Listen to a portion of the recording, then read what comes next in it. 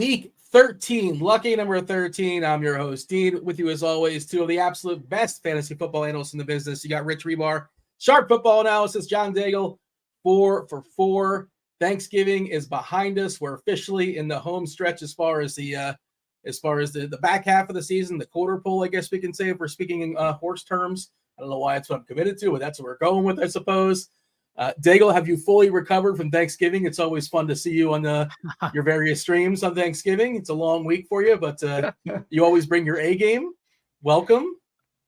I like to give everyone a show on Thanksgiving, and I think maybe I mentioned this. I forgot a lot about what I talked about last week. I even had to go back in the DMs with y'all and ask what movie we picked because I genuinely could not remember whatsoever. The last 30 minutes of that show fell off the rails. But it is like the one time per year that we get like 48 hours off. I can turn around and not have to worry about Thanksgiving other than DFS because there's no more writing. All the writing's done by Thursday. So yeah, a lot of fun. But for some reason, my hillbilly body bounces back really well. I was on a run by 9 a.m. Like I'm usually just fine. So we recover good.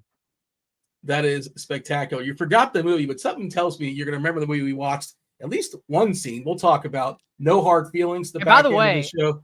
Yes. Reviewing quickly, shout out to us because we quite literally not only talked about, but yelled about and emphasized the top 6 quarterbacks on the entire week. Like whether it was Stroud and Lawrence through the air, Hurts and Allen, and Dak and Jordan Love, they all finished as the QB 1 through 6 in the entire week. And those are the quarterbacks we were all honed in on last week. We also shouted out bootleg Logan Thomas. What's the guy's name? The tight end that was 2.5K that got in the end zone for Green Bay. Yeah. He scored. He got in the box. They got in the paint. Scoreboard. That's all that matters. Yeah, by the way, the movie thing, we talk about that at the end of the show. If this is your first time here, you're not aware how this goes down. We focus on the 3 main games on the main slate, just a 10-game slate because there's a bunch of buys. A lot of good teams are on buys. Season-long streets are rough. I'm sure you guys can confirm that. We also have a listener league. Do want to shout out the winner in the listener league last week. That is Revan? Revann. You get yourself a week free of RotoGrinders Premium. If you want to participate in the listener league this week, week number 13, there will be a link in the description. There will be a link in the comment section there at the old YouTube. Do it to like, do subscribe, do turn those notifications while you're there. But yeah, join the listener league. It's just $5 to participate. Also here, the winner of the aforementioned listener league, well, the best amongst those that participate in the show, Rich Hribar, which, yeah, good enough. So you're going to give us a movie to watch. You're going to assign us a movie to watch at the end of the show, which, of course, we'll watch next week. And talking pre-show, it's going to be interesting. I think you have a couple in mind, but the chalk could be a fun conversation for sure. I don't know if I get a chance to win again, so, it's going to be December in 2 days. There you go. Well, this is when you get hot. You always call your shot. You say like there's enough data or the most data. You're all about the data life, right? And you're always sort of chasing sample size, but sample size is pretty strong, all things considered. So this is when you heat up, right? So we had a really nice November. We're gonna try to finish strong in December. How are the season long streaks looking for you, Rich? You're probably crazy good, man. It's like the flukiest. I don't know. Maybe it's a testament that I'm a bad player by being this good in the season that is like literally where there's no good players. But a lot of people are probably upset by that because I recommended Tony Pollard to so many people this offseason. But now that Tony Pollard's getting hot, I mean the teams are even extra cooking now. And he's still standing, which is something. If you fought it through with Tony Pollard to this point, like you have to keep him around and reap the rewards because now's when he cashes in. Hopefully, our expectations are tempered, but now we cash in. Yeah, I mean, I don't know what it is, but and we don't know how we'll finish because it's hard to win a season-long league. You can make the playoffs in a lot of them. We'll see what happens, but it's absolutely just blasting through like almost every league I'm in. That's awesome. Chip in a chair. Daigle, you got anything else as far as season-long? How's it working out for you? Doing fine, not blasting through. There are some teams I'm really, really strong on. There's some where I'm still struggling and fighting. I have a couple teams that are on the fringe that they're just absolutely stacked, but I'm going to need 2 back-to-back wins to sneak in and hopefully cause some chaos. But overall, yeah, just finding the pockets and everything. Pretty typical median season. 10-game slates. Again, 6 teams on bye. Thursday night game, Sunday night game, Monday night game. We do have the Miami Dolphins. Of course, this game is the leadoff. Miami Dolphins at Washington. 49.5 is the total. Coming close to a 30-point total as far as the actual team. I believe that's the biggest total on the board. There are several players where it's just like, how do you not play this guy? And one of them has got to be Tyreek here for Miami. Arguably the best receiver in all of football, arguably the best matchup in all of football, receiver here against Washington. Rich, how much do we like Tyreek? Also, by the way, side note, could I derail the show right out the gate? Are you watching Hard Knocks with our favorite coach? Have you dabbled in that just yet? I have not, unfortunately, not yet. And it's a bummer because I do like Mike McD. So like I got to get on that. Just where's the time in life, man? It's worth checking out. There's a fair bit of McDaniel. Tyreek's obviously wouldn't, not surprisingly, I guess, kind of featured on there as well. So I would give it a plug. If you're not watching the Hard Knocks, feel free to check it out if you happen to have an hour in your week. But it's certainly worth watching. But yeah, Tyreek, the clear. I mean, to me, it just looks spectacular. Tournament different conversation than cash. If you can find the money in cash, by all means, you're going to want to play Tyreek. Do you agree, Rich? Is the sample big enough? It definitely feels like a jam him in spot. I mean, this is like literally like what dreams are made of, right? Like the number one wide receiver, not like in fantasy context of this season, like perhaps arguably tracking to have the greatest wide receiver season ever if he finishes the way it's going so far. I mean, he has the most yards through 11 games of a team season since 1961. That was a long time ago. I wasn't alive. I don't even, actually, you know what? I think my dad wasn't alive either then. So it was a long time ago. I mean, he's talked about getting 2,000 yards. It was on his. He might get there this week. He needs 700. I mean, there's a chance. There's a chance he can get there against the Commanders. We'll see. I don't know how much the departure of Jack Del Rio like impacts this and what kind of changes. They just don't have the personnel of the Commanders. I mean, we've talked about this, targeting this team through passing games the entire season, and now they're facing literally the best kind of like the team that like uncorks it like against bad teams more than anyone else, maybe other than the Dallas Cowboys. They're allowing almost 10 yards per target to opposing wide receivers, a league high touchdown rate to opposing wide receivers, 21 PPR points per game to opposing wide receiver ones. We'll see like structurally what they do. They are a team that started to play like a lot of cover one and man coverage. The Dolphins don't see a lot of man coverage inherently because their guys are faster than everybody. But if that happens, I mean, Tyreek literally is averaging almost 5 yards per out run against man coverage. Like it's just absolutely bonkers. I mean, it feels like a jam him in spot. I mean, obviously CMC is always a great play too, but if you can, now that we all are going to just play Zach Moss, you can get Tyreek Hill in your lineup. That was that was the other part of the conversation we'll talk about soon enough. Like, how do you not play Zach Moss in like any lineup this week? It's a good game theory question. Of course, you're going to jam in as far as cash, but by the way, what would you guess his current line is?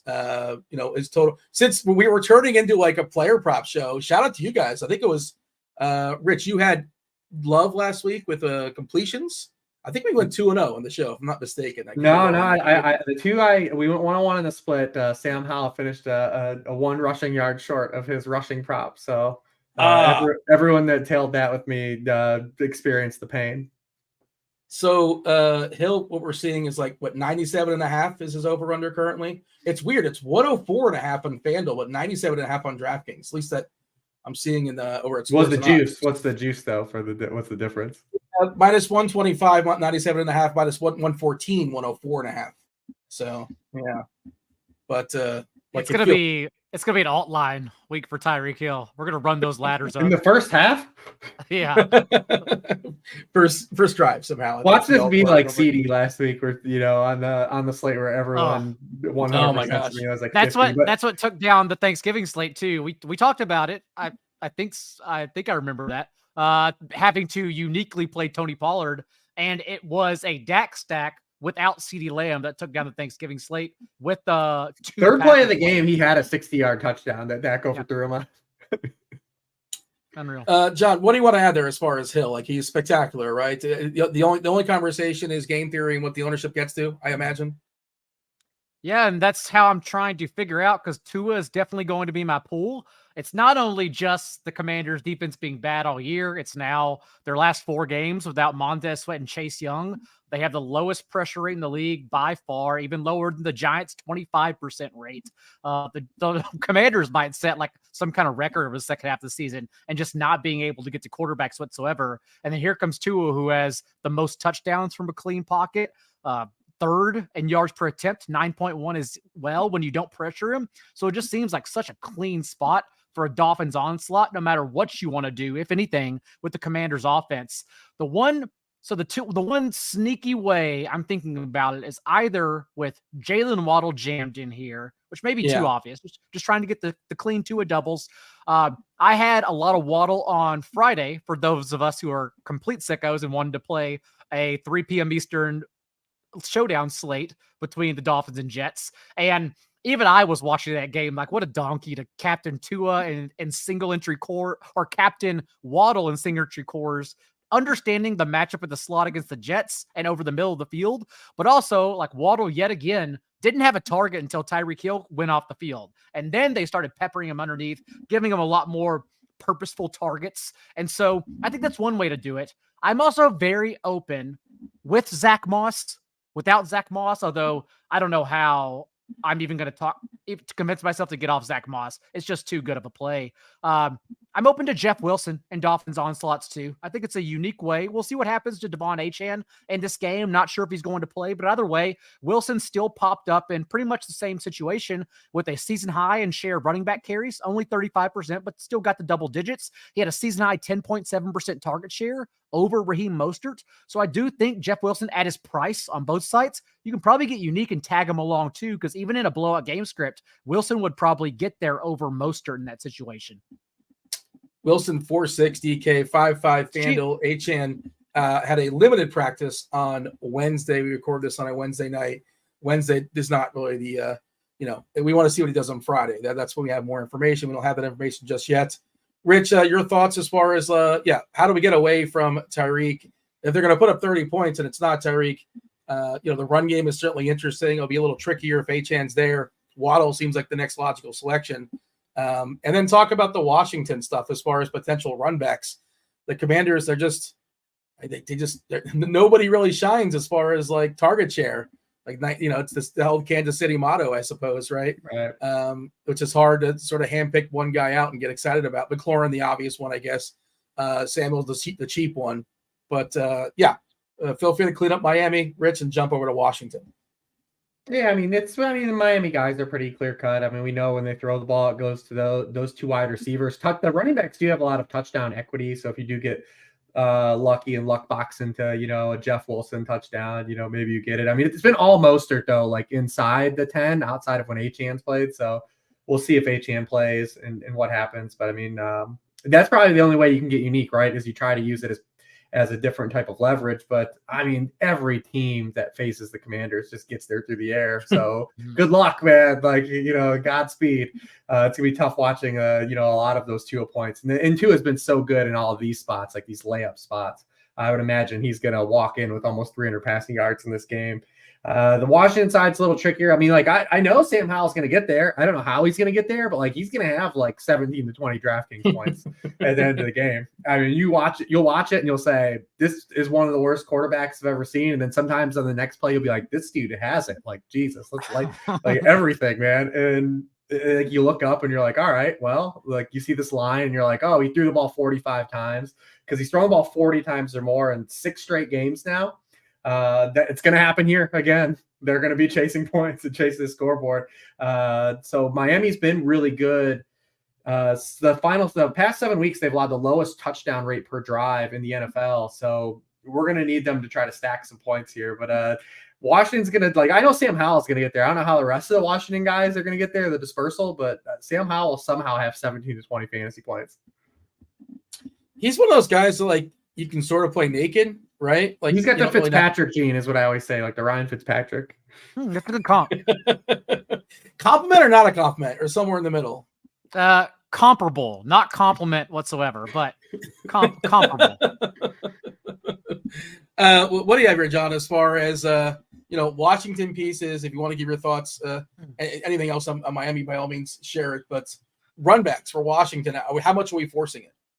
It's just so hard. I tried Logan Thomas last week, and even for recency bias, it's tough because we now are seeing some relevant splits whenever Curtis Samuel is out there. They've tried to remove Curtis Samuel too. Like before he was ejected, he ran around on less than 50% of their dropbacks a couple weeks ago. But in a negative game script situation to the Cowboys, they have no choice but to go to 3 wide sets. And when they do that, Samuel has to be out there. So we think as 9.5 point home dogs, he just has to be out there again. So at his salary, I'm just going to default and say Samuel. Also, the way they've played the last month with Eric Bieniemy scheming the ball out of Sam Howell's hands quicker at nearly double the rate. Samuel saw 67% of his targets at or within 9 yards of the line of scrimmage. So he gets those dump offs and then he just turns them upfield. So in a negative game script, I guess that's my choice at his salary. All right. Anything else as far as Miami, Washington, or shall we move on? We're moving on. Denver at Houston, the second highest total on the board, I believe. That might be tied. Denver at Houston, Houston 3.5 point favorite, 47.5 is the total. Denver has been hot. They've been winning games. Russ looks all right, at least on red zone. Denver is actually on red zone. They're making it to the red zone, territory, which that's an upgrade that we've seen from last year. He looks competent these days in a dome. Pretty big total here, 47.5. John, feel free to start wherever you want to start when it comes to the Texans versus the Broncos. Let's start with the CJ Stroud side because this is his toughest test since week 1 against the Ravens when he was held without a touchdown.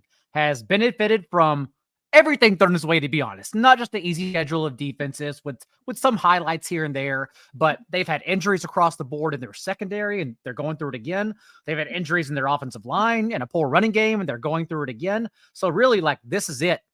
And since week 5, Denver has been an elite unit. Even the Jets put up 31 points against them, but behind the scenes, that was 5 field goals, a fumble 6, and an Xavier Gibson special teams return touchdown. Zach Wilson, the offense, didn't do anything against them. Patrick Mahomes got to 17 fantasy points and over 300 yards, but the Chiefs scored 8 points in that game, I believe. So they also kept Josh Allen, the Broncos defense, to under 200 yards with 200 passing yards with 2 picks. So they've done their job when they've been asked to step up. Yes, they've run all over Dorian Thompson-Robinson and PJ Walker coming in for a safety, but when they've had tough tests, they've got it done. And here comes CJ Stroud. With all of his receivers back, I believe we'll see Tank Dell's status. Right now, he apparently got an MRI on his calf out of this past week. Noah Brown practiced on Wednesday, so this is the first time the Texans will have all their receivers since week 1 as well. I'm torn because it's like Rich alluded to last week, and that the last month now, the Texans' defense secondary has been falling apart. And Shaq Griffin, who they cut today, had arguably been their best cornerback on the season too, although Derek Stingley does have an interception in 3 consecutive games. So I think the only way I would want to play this, oddly enough, is through the salaries of Russell Wilson and Cortland Sutton. But that also requires CJ Stroud pushing back too, because you could still very easily run the ball on Denver. Even the Browns are trying to get there until they just got demolished out of game script. The Broncos are still in the span of having an elite defense, bottom 3 and yards per carry allowed to opposing running backs. But it's going to take Stroud through the air to get there and to push Russell Wilson through the air, since the Broncos obviously want to be a run-heavy team and just lean on Javonte Williams for double-digit carries. So I'm back and forth. I could see the under happening here, but I'll also see myself for his salary playing Russell Wilson. I think I can run out Nico Collins or take down this spot too. All right, jump in here, Rich. By chance, did you guys happen to see the 68-yard completion Stroud to Dell that was nullified by a motion call or something like that? But I think it was I saw it without because it probably wasn't on red zone, but I saw it live, Dean. It was on red zone. Yeah, I saw it on red zone too. And then they gave it the hook. They called it back. Red zone. He also had another catch on a 3rd and 14. It was a 20-yard catch that they somehow said was incomplete, that he clearly had 2 feet down. Oh, that toe drag was great. Yeah, he also had 85 yards. He also had the 60-yarder that Stroud overthrew him on wide open. Like Tank Dell was scheming for 180 and 2 touchdowns, and eventually only ended up with 50 and 1. Tank Dell is really damn good. He's a 1 of 1. I don't know his comp. I've heard T.Y. Hilton.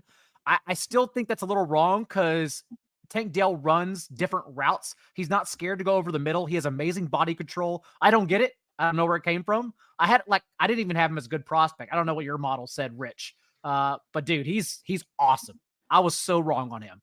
I mean, he just got open. It was tough to, evaluate further than that because, Houston didn't really run a real scheme in college. If you watch Clayton Tune, it was kind of like a non-real offense. But I mean, everyone at the Senior Bowl loved him. I know that. And, like, the dude just got open, and we're kind of beyond like the area of like where like wide receiver size and stuff in this era, because wide receivers are asked to do so many different things now. And we saw Devontae Smith kind of tear that down a couple years ago. I mean, if you can ball, you can ball, and Tank Dell just has it, man. The dude can play. He gets wide ass open, man. Like that's really all that matters.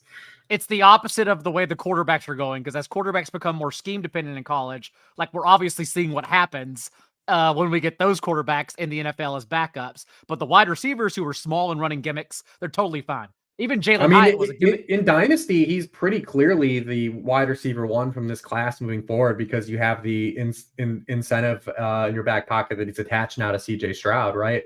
Where, Puka had a hot run, but like we still don't know like big picture what's going to happen like with Stafford, like what happened. We have confidence in McVay, and like JSN, it's completely up in the air, right? Like there's a good chance maybe Lockett's not back next year, but like do they roll back Geno? Like the usage hasn't been great. I will say JSN the last 2 weeks has passed the eyeball test with plays. I mean, he had an awesome contested catch 2 weeks ago against the Rams. And then his one-handed catch on Thanksgiving was like literally the only good play the Seahawks had on Thanksgiving in that game. But Tank Dell, I think, is pretty clearly the wide receiver 1 in Dynasty moving forward from this class. Quentin Johnston getting dropped at this point. What a massive disappointment. Listen, you can't play over Alex Erickson, and I don't care what Brandon Staley says. He could say, like, the dude was injury medically. Yeah. I mean, he's covering for his guy, but yeah, that's pretty rough. And he was drafted well ahead of these guys too. Dell, 3rd round pick. His comp, according to Player Profiler, it's not very flattering. Isaiah McKenzie, 5'8", 165. Isaiah McKenzie's good when they let him play. But this is what happens when you're just an anomaly, right? You can't quantify it.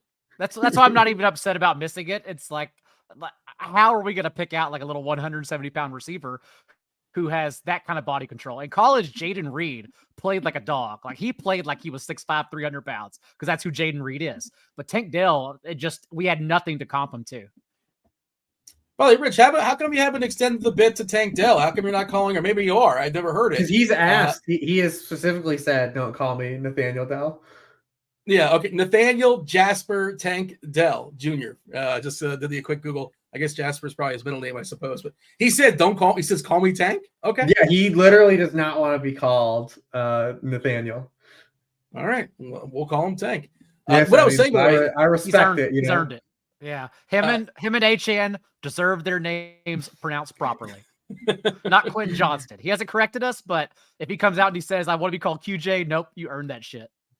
Well, most people mess it. They just drop the T, right? Most people say Johnson. I feel I've heard that plenty of times. But all right, it's a tricky last name. But what do you have here, Rich, as far as Houston? You didn't really. I don't think you gave your Houston take. I'm interested to see what Houston does here. I mean, it's definitely. I mean, they've had an incredible month here of really soft matchups.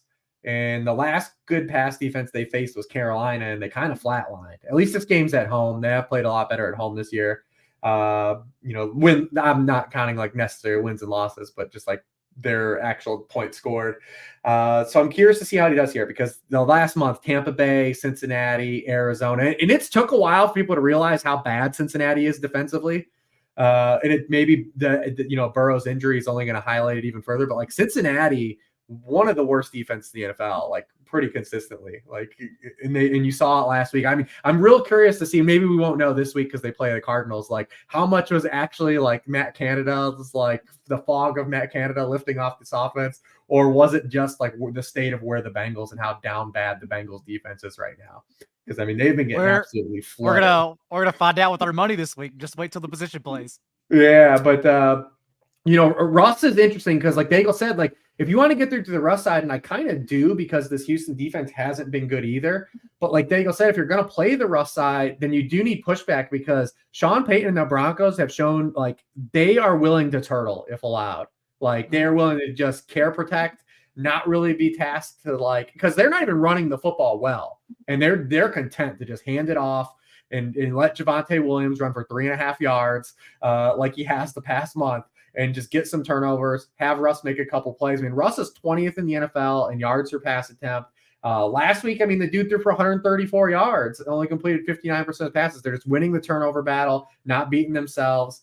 Russ is like the old Houston Rocket methodology. Like he's only shooting layups and 3-pointers. He leads the NFL in rate of throws behind the line of scrimmage, and he's 5th in the NFL in rate of deep targets. So he's only taking shots or dumping it off. Like they're asking him not to make mistakes. He's got a 20-4 touchdown interception ratio. He's running a little bit. Last week was his first rushing touchdown.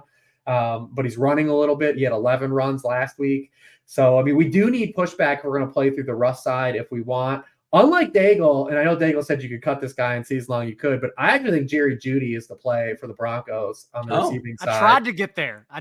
So sell me. Yeah, I tried to. Yeah, I mean, I'm listening too. Yeah, the Texans play no man coverage, like almost next to no man coverage in the NFL. They play a ton of zone. Cortland Sutton's only been targeted on 17% of his routes against zone coverage, 1.1 yards per route run. His yards per route run go to 3.1 yards per route run against man coverage, so almost triple. Jerry Jeudy has a higher target rate per route run against zone coverage, and he's got 42% of the team air yards against zone coverage versus just 30% for Sutton. So like Sutton's not getting, he's only getting like those 3-pointers that we said Russ is taking when it's one-on-one. So maybe he has a couple of those when they in the situations where the Texans do reach into the cookie jar. But I do think that Jeudy probably will be like the undersold guy. The problem with Jeudy though is that neither site has dropped this dude's price like at all. We're doing he nothing. Just kinda, like he should be like 44,000, 4,200 on DraftKings and like maybe like 5,300 on Fanduel based on what we've gotten so far this season. And so you have to take a step of faith.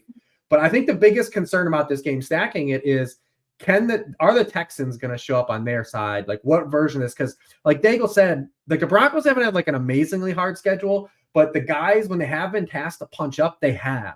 Mahomes twice, one was the flu game, but the other Thursday game, they still played really well. And then the Josh Allen game where they also shut down Stephon Diggs in that game because they're giving up nothing to wide receivers right now. They're allowing the lowest percentage of points scored against the Broncos come from the wide receiver position. It's the lowest in the NFL. Only 38% of the points they allow go to wide receivers. Probably the most intriguing piece then becomes Devin Singletary, right? Because we asked the question last week when we did this game. We said, all right, they ran on the Cardinals and they ran on the Bengals. Are they going to be able to run on a good defense against the Jaguars? The answer was hell no. Like they didn't even they got shut down and didn't even try to run at a certain point. But now they face another team that's going to invite you to run the ball. Even if you remove the Miami game, you could take the Miami game away from ever happening for the Denver Broncos this year, and they're still allowing a league high 5.3 yards per carry to running backs. And even if you remove that Miami game, they're 31st in success rate against the run, 31st in rate of running back runs to go for a first down or touchdown. They're allowing a league high explosive rushing yardage per game. So Devin Singletary still had the backfield. Maybe we see more of like a split as Dameon Pierce gets more acclimated, but like it's probably a week to kind of go back to him if you're going that route. So Jerry Jeudy did start the season at 6'6" on DK. All right, so he's lost 2,100 then? And he's still overpriced. You want to know his biggest score? There's not one week where you're like, man, I wish I played Jerry Jeudy. Not one. His highest score on DK for the entire season, 13.1 points. Jerry Jeudy, like he's got one touchdown on the year. I know that. 13.1 is his high on DK. Yeah, I'll stamp and say he beats 13.1. And also, will it be good enough? Yeah. I think that's why I'm going to get mentally blocked in this game because like I want to play it. The moment I saw it too and started breaking down, I was like, I want to double Russ at these salaries, or I want to play Russ. I just wasn't sure where else to go, and then I realized, if the Texans get there, it is going to take the running backs. And not like, or taking a chance on Nico, someone from the outside that I don't actually trust in tournaments. So yeah, I'm torn right now. I'm still trying One to other piece it thing to together. note too is that I don't know what the line. I don't know if anyone's like asked D'Amico Ryans like what the story was with Dalton Schultz last week, but out of nowhere, Brevin Jordan just like split time with Dalton Schultz, and I couldn't find anything. I couldn't heard find hamstring anything, like- injury. but Okay, I that's was what trying to find something on an injury. Yeah. I was trying to like track it down because I was like, I didn't show that he really like left the game, and then like, yeah, I was trying to find something. By the way, just Judy did not practice today. He's got a groin. Just throwing it out there. Keep an eye on that. But he's trying to save us. He's trying to save Don't us. and don't look at week 1 Marvin Mims chalk week. Don't look how that went. Did you guys see the video of Mims like talking to somebody in the crowd? He's like, "Yeah, Russ doesn't throw me the ball anyway. Like, who cares?" I don't think you guys got that. I mean, Mims might be the dude, man. Well, one of these days, Maybe he's the guy you get into this one because of the Sutton. People will just default if they play Russ because, again, you're going to want to stack your quarterback. That's what always happens. And people will just click Sutton because that's what it is. He's got such a ginormous share of targets in the end zone this year. But maybe this will be the Mims game. I legit cannot remember the last time I played a Bronco, like on like a real lineup. I can't tell you when the last time. It might have been Mims week. I just kind of pretend like they don't exist. And I don't know. Maybe Javonte would have got there last week. Like he was getting down there on the first drive, and then he got injured, and that's the only reason why Samaje Perine scored that rushing touchdown because Perine was the next man up whenever Javonte left the field.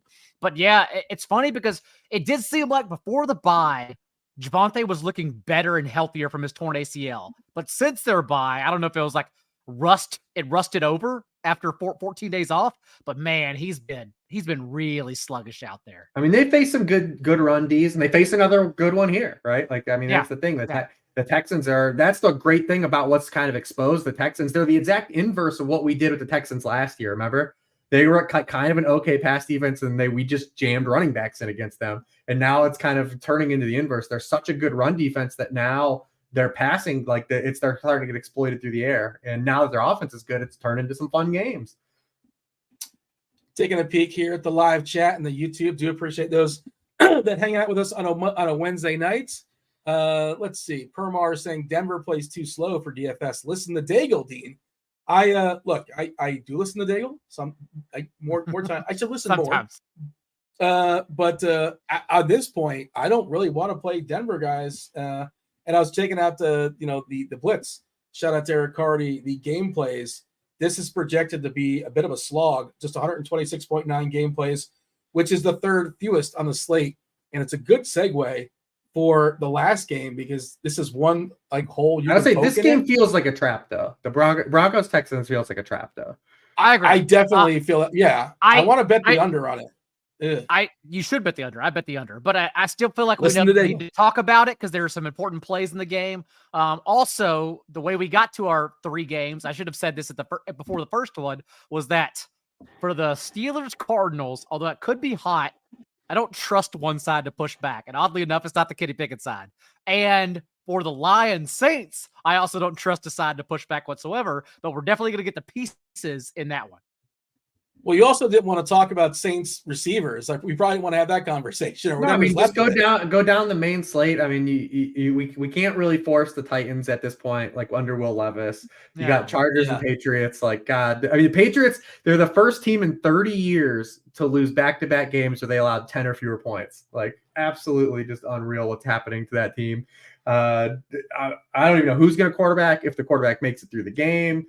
You got Falcons, Jets. Somehow Tim Boyle was actually worse than Zach Wilson.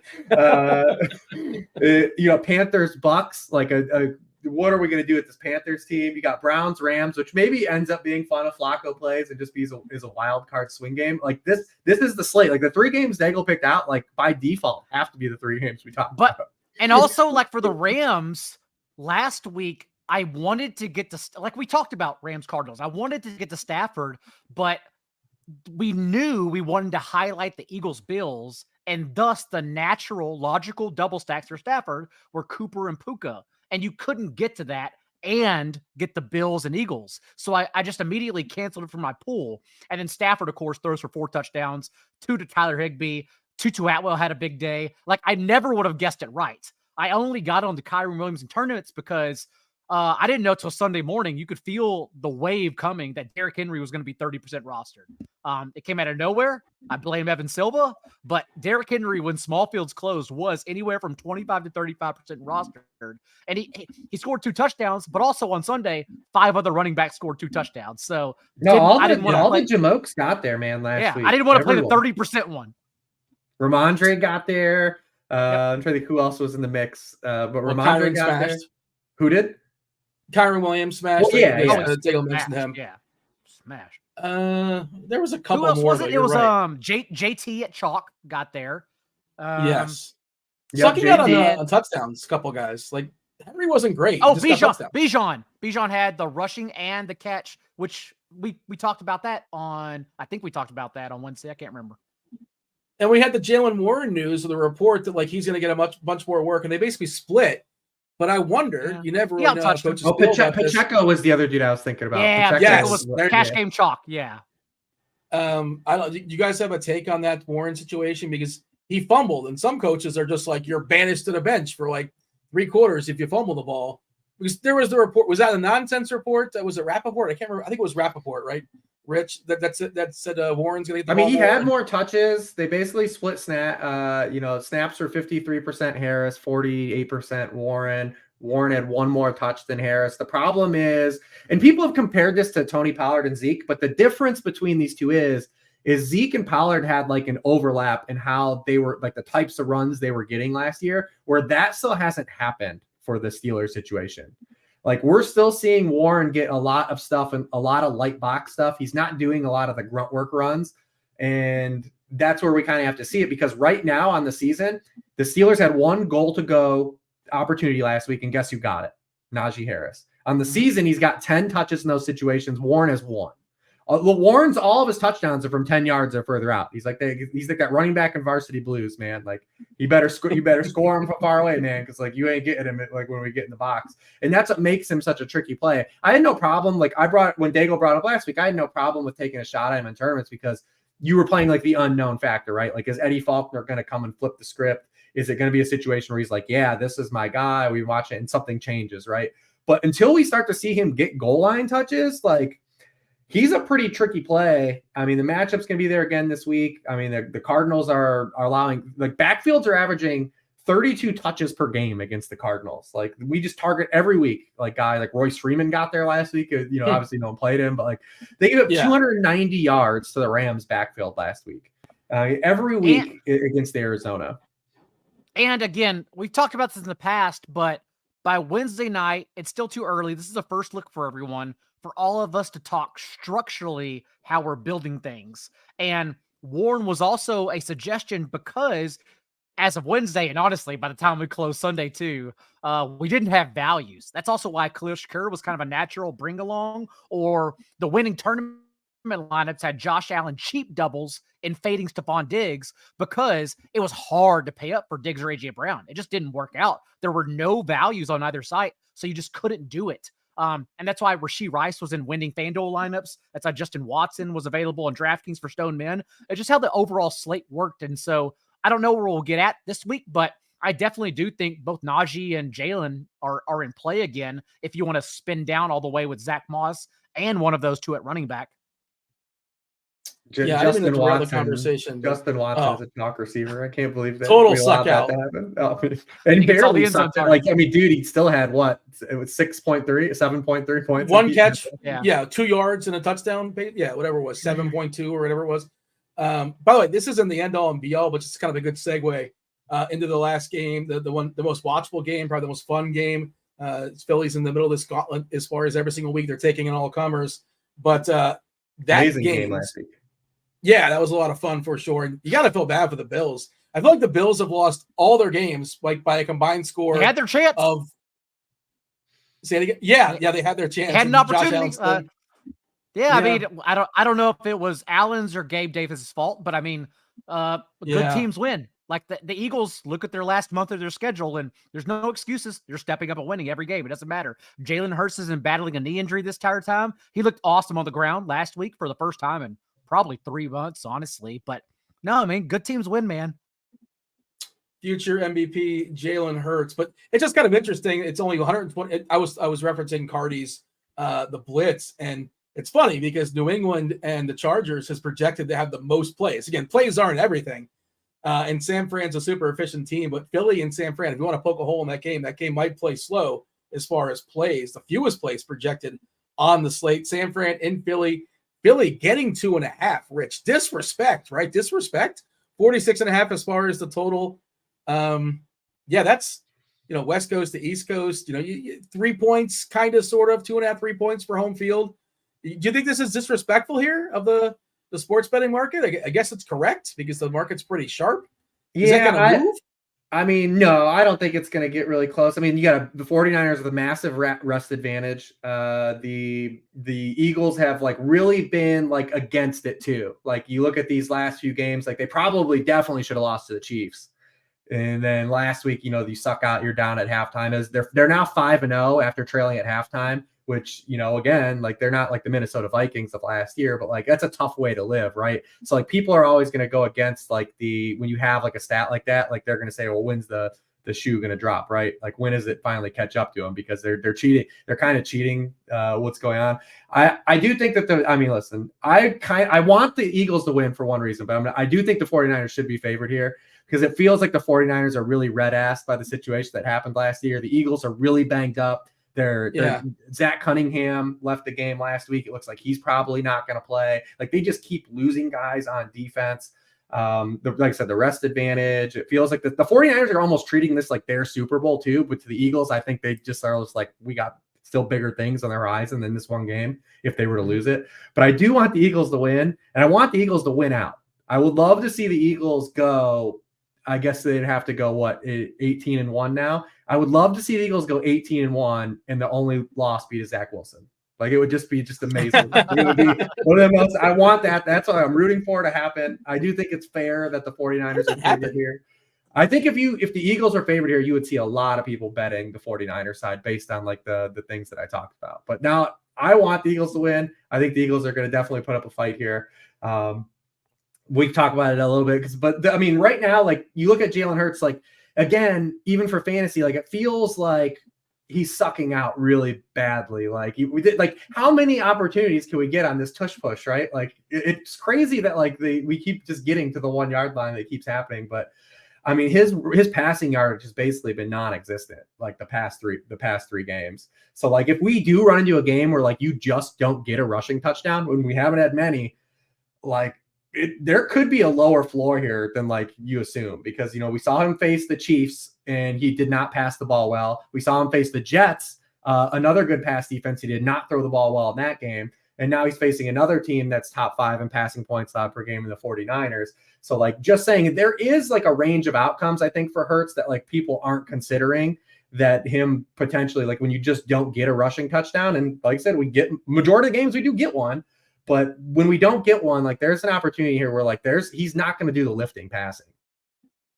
John, what do you got on the Eagles? By the way, the chat's also mentioning the Lane Johnson situation. We don't talk a lot of offensive lineman stuff, but that seems to be he seems to matter, right? Remember, Tyron Smith was another guy we used to always talk about on Dallas. Is he going to be in? Is he going to be out? How much does it matter as far as the splits?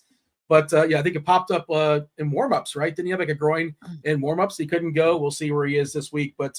Just sort of noting that in the chat, saying that might matter to some degree. I'm not sure if that moves the needle or not in Vegas, but it is worth noting, I suppose. John, what do you got as far as Philly? It's a massive deal. And we saw without Dallas Goedert now 2 games out of the bye, these targets just continue to be condensed. Zacchaeus had that amazing touchdown. Amazing throw by Jalen Hurts, recognizing the cornerback had his back turned to the ball. Amazing Moss catch. Zacchaeus to jump up and catch it on his only target of the game. Good for them. But overall, it's still 2 games out of the bye now. Devonta Smith, a 33% target share. A.J. Brown, a 25% target share. I personally want to get on A.J. Brown in this spot for salary purposes. And honestly, whatever we do with the 49ers through the air, Brock Purdy is still so cheap. Brandon Ayuk in this spot looks like the better option between the two, between him and Deebo Samuel. I think we'll have enough savings elsewhere, unlike last week, to get up to AJB over Devonta Smith. And that's kind of the only way I'm playing it. Optimizers, I understand, keep popping out DeAndre Swift. But like Rich mentioned, I don't know when the regression happens. It's also the first time we're doing this really with the tush push and a quarterback whose carries from 1 or 2 yards out are much more optimal than any other play you've ever had in your playbook for our entire lives watching football. Even last year, Jalen Hurts converted his 11 carries from the 1 yard line into 8 touchdowns. This year, he's converted 10 carries from the 1 yard line into 8 touchdowns, which are twice as much as the next closest player, Gus Edwards, with 4 touchdowns from the 1 yard line. So I don't know. Like, it does take luck, definitely, to just land at the 1 yard line. That's probably won't continue happening. And DeAndre Swift has had his opportunities, but when he gets stuffed one time, it's game over, man. We're just going to Hurts in this spot. So I am more interested personally in playing it through Brock Purdy and the passing game because, like Rich said, everyone, and we talked about this last week, I think, everyone has gotten there against the Eagles defense so far. Patrick Mahomes should have got there, but they had all those turnovers, the end zone interception, the Justin Watson drop touchdown, the Travis Kelce fumble inside the 5 yard line. And then Josh Allen, although he scored 38 points with 2 rushing touchdowns, even if you took away all of his rushing production, he was the QB4 in last week's slate through the air. He can still get there easily in DraftKings points. So, yeah, I prefer to attack this through Brock Purdy through the air and running back one of the Eagles receivers, Drew Brown, personally. When you say the passing game of San Fran, you want to run through the passing game of San Fran, I assume you're okay. Purdy and CMC is a part of that passing game? CMC is a tough one. I want to, but can I get there if and when we pay up for Kyren Williams is kind of what I'm figuring out, because then immediately we want to get Zach Moss, and then we'll probably only have one option at the top unless we see we can spend up at our flex option on DraftKings anyways. And so that's kind of what I'm figuring out. Isaiah Pacheco is the only running back to go over 60 rushing yards against this Eagles defense, and it took him 19 carries. But that's not why we're playing McCaffrey either. And we have seen running backs or backfields altogether spike production through the air. The Bills running backs just last week got there with 9 catches against the Eagles. The Commanders a few weeks back totaled 7 running back receptions. So we think just the way in general they scheme up for McCaffrey, he'll be fine. Also because he's Christian McCaffrey. Who cares? He's probably going to get there every week. It's a matter of if we spend up for him, does it make sense in our lineups in this slate? And I want to say personally, if we're in a 1v1, I think I like Kyren Williams more. Curious to get your thoughts though, Rich. I don't know if I'm actually going to chase Kyren this week. I will say though, McCaffrey is a good play because we mentioned the linebackers, right? Like the state of the linebackers and the Eagles, and Daigle talked about, you just talked about like how they were used in the pass game. But the Eagles last week's 130 yards to the Chiefs running backs, 170 yards to the Buffalo running backs last week. I have pretty much confidence that Kyle Shanahan's going to get Christian McCaffrey his, right? Like it's going to be opportunities for him. I mean, he's kind of like in the Hurts zone too, right? Where you're just like, there's so many outs to get there for him. Because does he do it through the air? Does he get rushing touchdowns? Does he just run? Does he run well? Like there's just so many outs for him. The 49ers are tough from like a stacking stance because like the volume is just never there for any of these guys, right? Like it's predicated on efficiency. Like we love to play guys like I love it playing AJ Brown because I feel like it's an AJ Brown game where like if it goes the 49ers way, like we're going to flirt with like double-digit targets for AJ Brown. I would love to play Brandon Ayuk here because the matchup's great. There's a reason why we dusted off Gabe Davis last week. Like the Eagles are getting absolutely flooded by boundary wide receivers. They're allowing the most points per game to outside wide receivers. They're 30th in catches allowed. They're allowing the highest touchdown rate to opposing wide receivers on the outside. They're also playing man coverage at like the 7th highest rate in the league. And Brandon Ayuk is absolutely eviscerated man coverage. But like Brandon Ayuk hasn't had more than 6 targets in a game over his past 5 games. Like, it's so hard for like to pay up for that in DFS, right? Like I know I can just take like one of my Eagles receivers and know like when the Eagles throw, barring we'll see what happens with Dallas Goedert if he gets cleared to play in this game or not. But if Dallas Goedert's out again, we know if the Eagles have to throw the football in this game, it's going to 2 players. With Dallas Goedert out, AJ Brown and Devontae Smith have 64% of the Eagles' targets. It means 2/3 of the passes they throw are going to those guys, and it's easy to bank on that volume. Whereas the 49ers are a little bit trickier because their guys are expensive. Kittle, Ayuk, and Debo don't really come cheap, and you can throw McCaffrey in there too. But you don't know like what you're paying for. It could be 4 targets, it could be 6 targets, but like very rarely are we getting the double-digit targets games for any of these guys. And that's what makes it always so hard with the 49ers from a DFS perspective. to play. I do think Ayuk is the guy I would love to play the most. But I do like A.J. Brown, too, as the run back. I mean, if the 49ers want to do what they did on Thanksgiving with Charvarius Ward, who literally played his best game as a 49er on Thanksgiving, if they want to run that back against A.J. Brown, I'll gladly take my chances of him getting over on Charvarius Ward.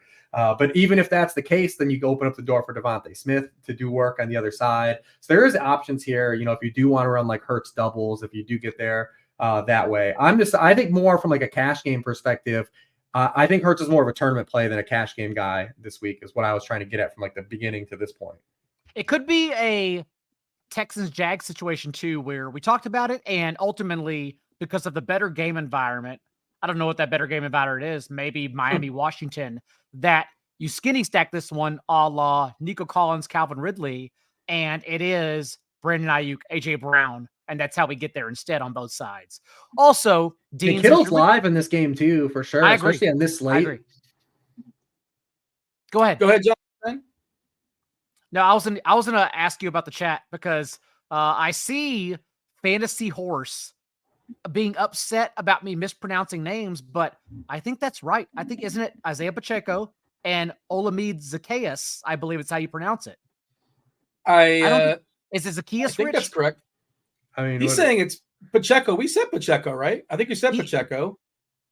Zacchaeus. Maybe it's my accent. He's saying Zacchaeus. I thought it was Zacchaeus. I could be wrong though. Yeah, I mean, we're not going to be perfect. I take pride in my pronunciations around my accent, and I'm just saying Fantasy Horse. I tried. I think I'm right. I could be wrong. Whatever, Rich. Go ahead about George Kittle.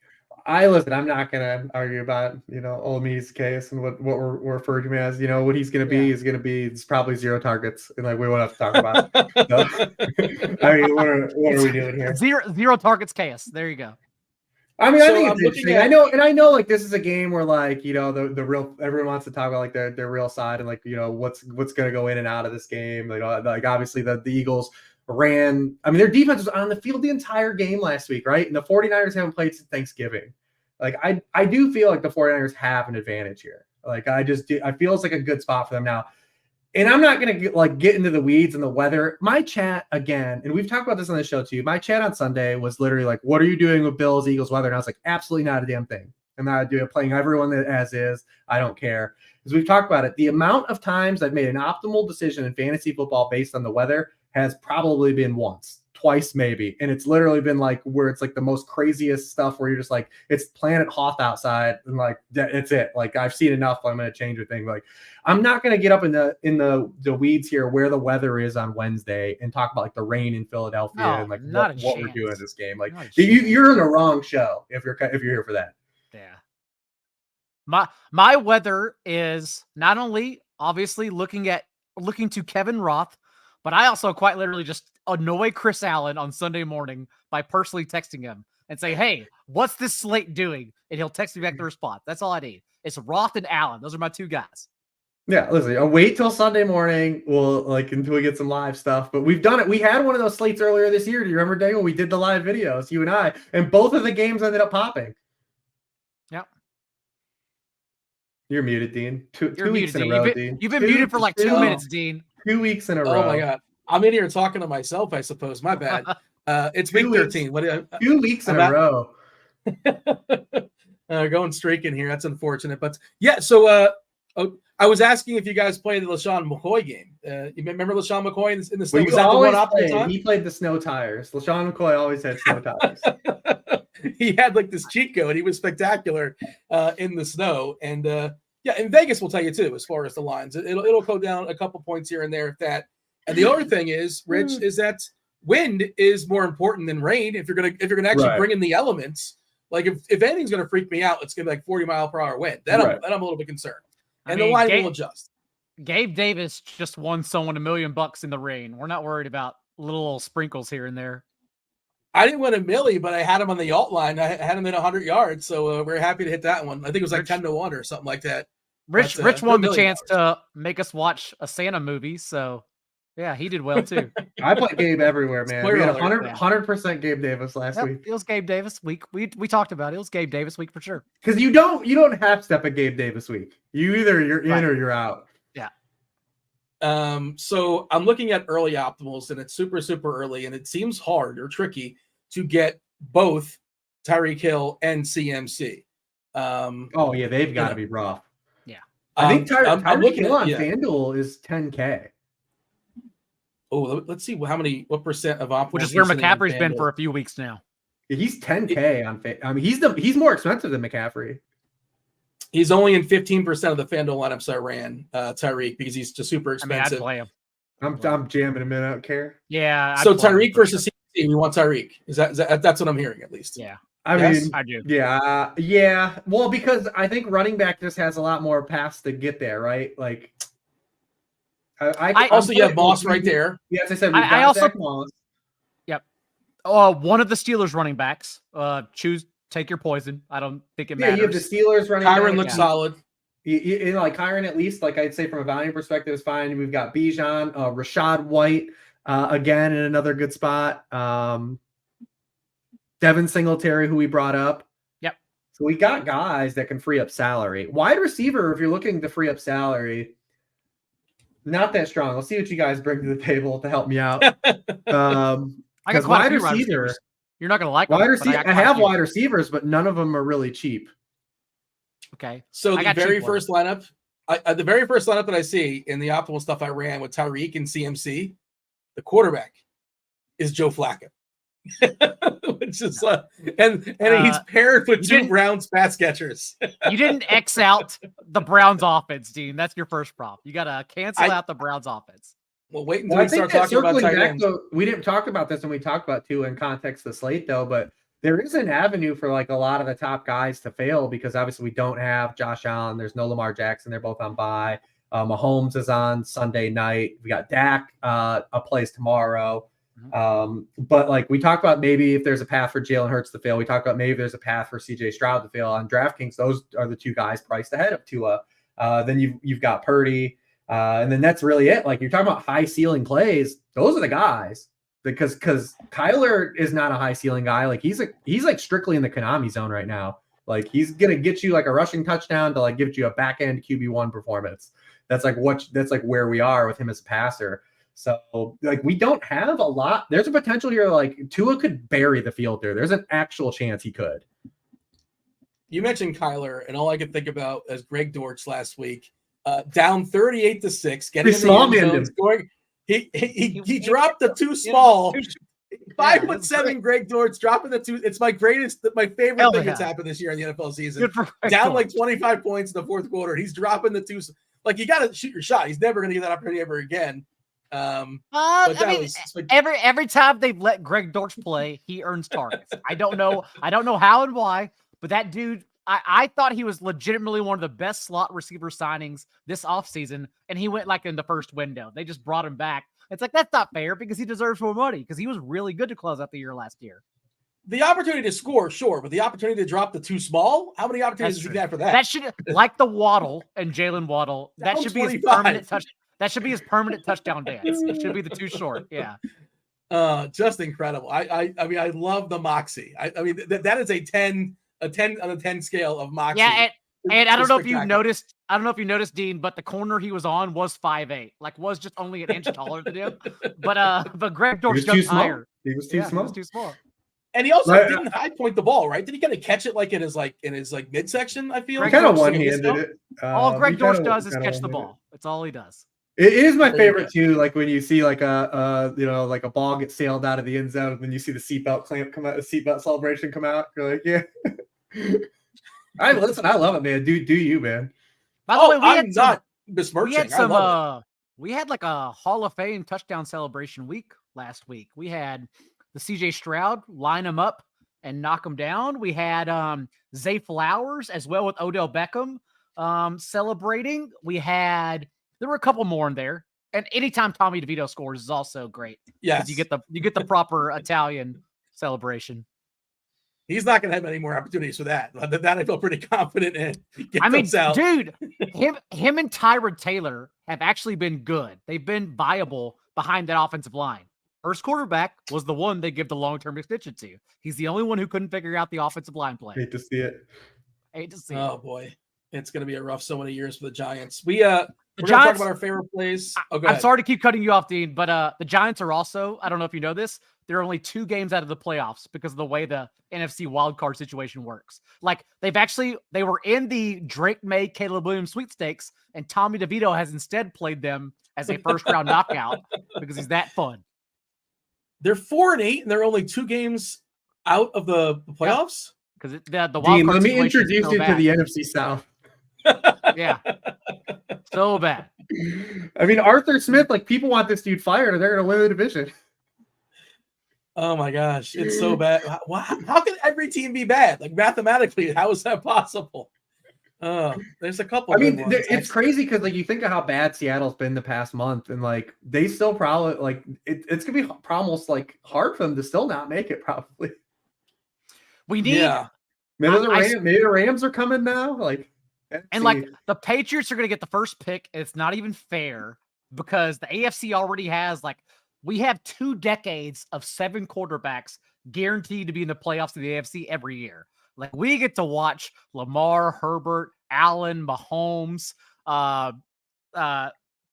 Stroud, Trevor Lawrence. And like that's the AFC. We get to the NFC and it's quite literally only the 49ers, the Eagles, and then maybe the Cowboys can one day beat the Eagles or 49ers. That's all the NFC has for real. We need to shift this power to the Cardinals. Like we need to get them one of the top 2 quarterbacks.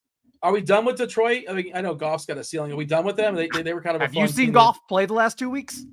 It's not looked good. Yeah, I had him on my Survivor team, and I was right there. And Thanksgiving was ruined really, really early. Yeah, but okay. Let's knock out our favorite place. We'll worry about that in the wild card round. Who we have? What bad NFC team we have to talk about? Yeah. Oh man. If Goff is on the road, that feels like a pretty good bet against. I don't know who's going to play against, but this is going to become the busiest betting show in the playoffs. Yes, we're going to be all over the place. I'm here for it. If you're still playing DFS and you want to MME, you want to mass multi-entry, you want to run the Sim Labs, that is a thing. We want to talk about that. Something new. Sim Labs beta version. It's our new NFL lineup building tool for Sim Labs. It is here. The new thing here is that Fanduel, it's now Fanduel compatible. It was just Draftkings compatible before. NFL only. Now we have DK and Fanduel. Use SimLabs to generate DFS lineups with the power of simulation. It combines data from every aspect of the slate to churn out lineups that match your preferences. Just a few clicks, you can have hundreds of well-built correlated lineups ready to go for whatever contest type you're playing. Large field, single entry, however you want to do it, small field. Just check out the link in the description for more information while it's still free and in beta. Again, SimLabs for DraftKings and for FanDuel now. Okay, John, give me a couple quarterbacks or how many quarterbacks you want to sell me amongst teams we have not yet to discuss, not in the 3 main games. What do you got for me? We talked about my pool minus 1 quarterback, and that's none other than the guy who has yet to finish as a top 12 quarterback at any point of his career, but I think it's coming this week, and that's Kenny Pickett.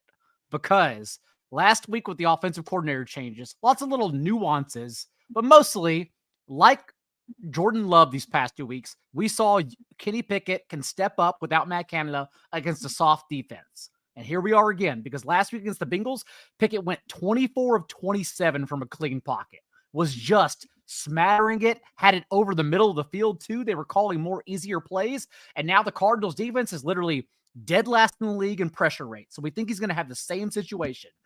I'm always the one of the show that yells about when to pinpoint regression midseason. So maybe this stat doesn't even matter, but the Steelers also have accumulated the second lowest rate of their offensive touchdowns through the air. They've only been running the ball in. Maybe that continues. And like Rich said earlier, offenses prefer to run against the Cardinals. Maybe that continues too. But honestly, if I'm trying to save money, and I think, okay, the secret to this slate is spending down at quarterback so I can get Christian McCaffrey and Tyreek Hill, I think Kenny Pickett is really live in this slate. Was I a week early on Freiermuth or what? Remember, I was pumping Freiermuth a week or 2 ago, and Good you guys for like, Freiermuth. Yeah, he was in every tournament winning lineup. Yeah. I think he had the most yards amongst was it just tight ends or was it everybody? He had a lot of yards that way. The entire slate until Rich, didn't he lead all of Sunday? I believe he led the entire week in receiving yards. Yeah, he did. Yeah. It's crazy. How about that? He was $2,900 tight end, led the entire week, and that's why he broke the slate. Yeah.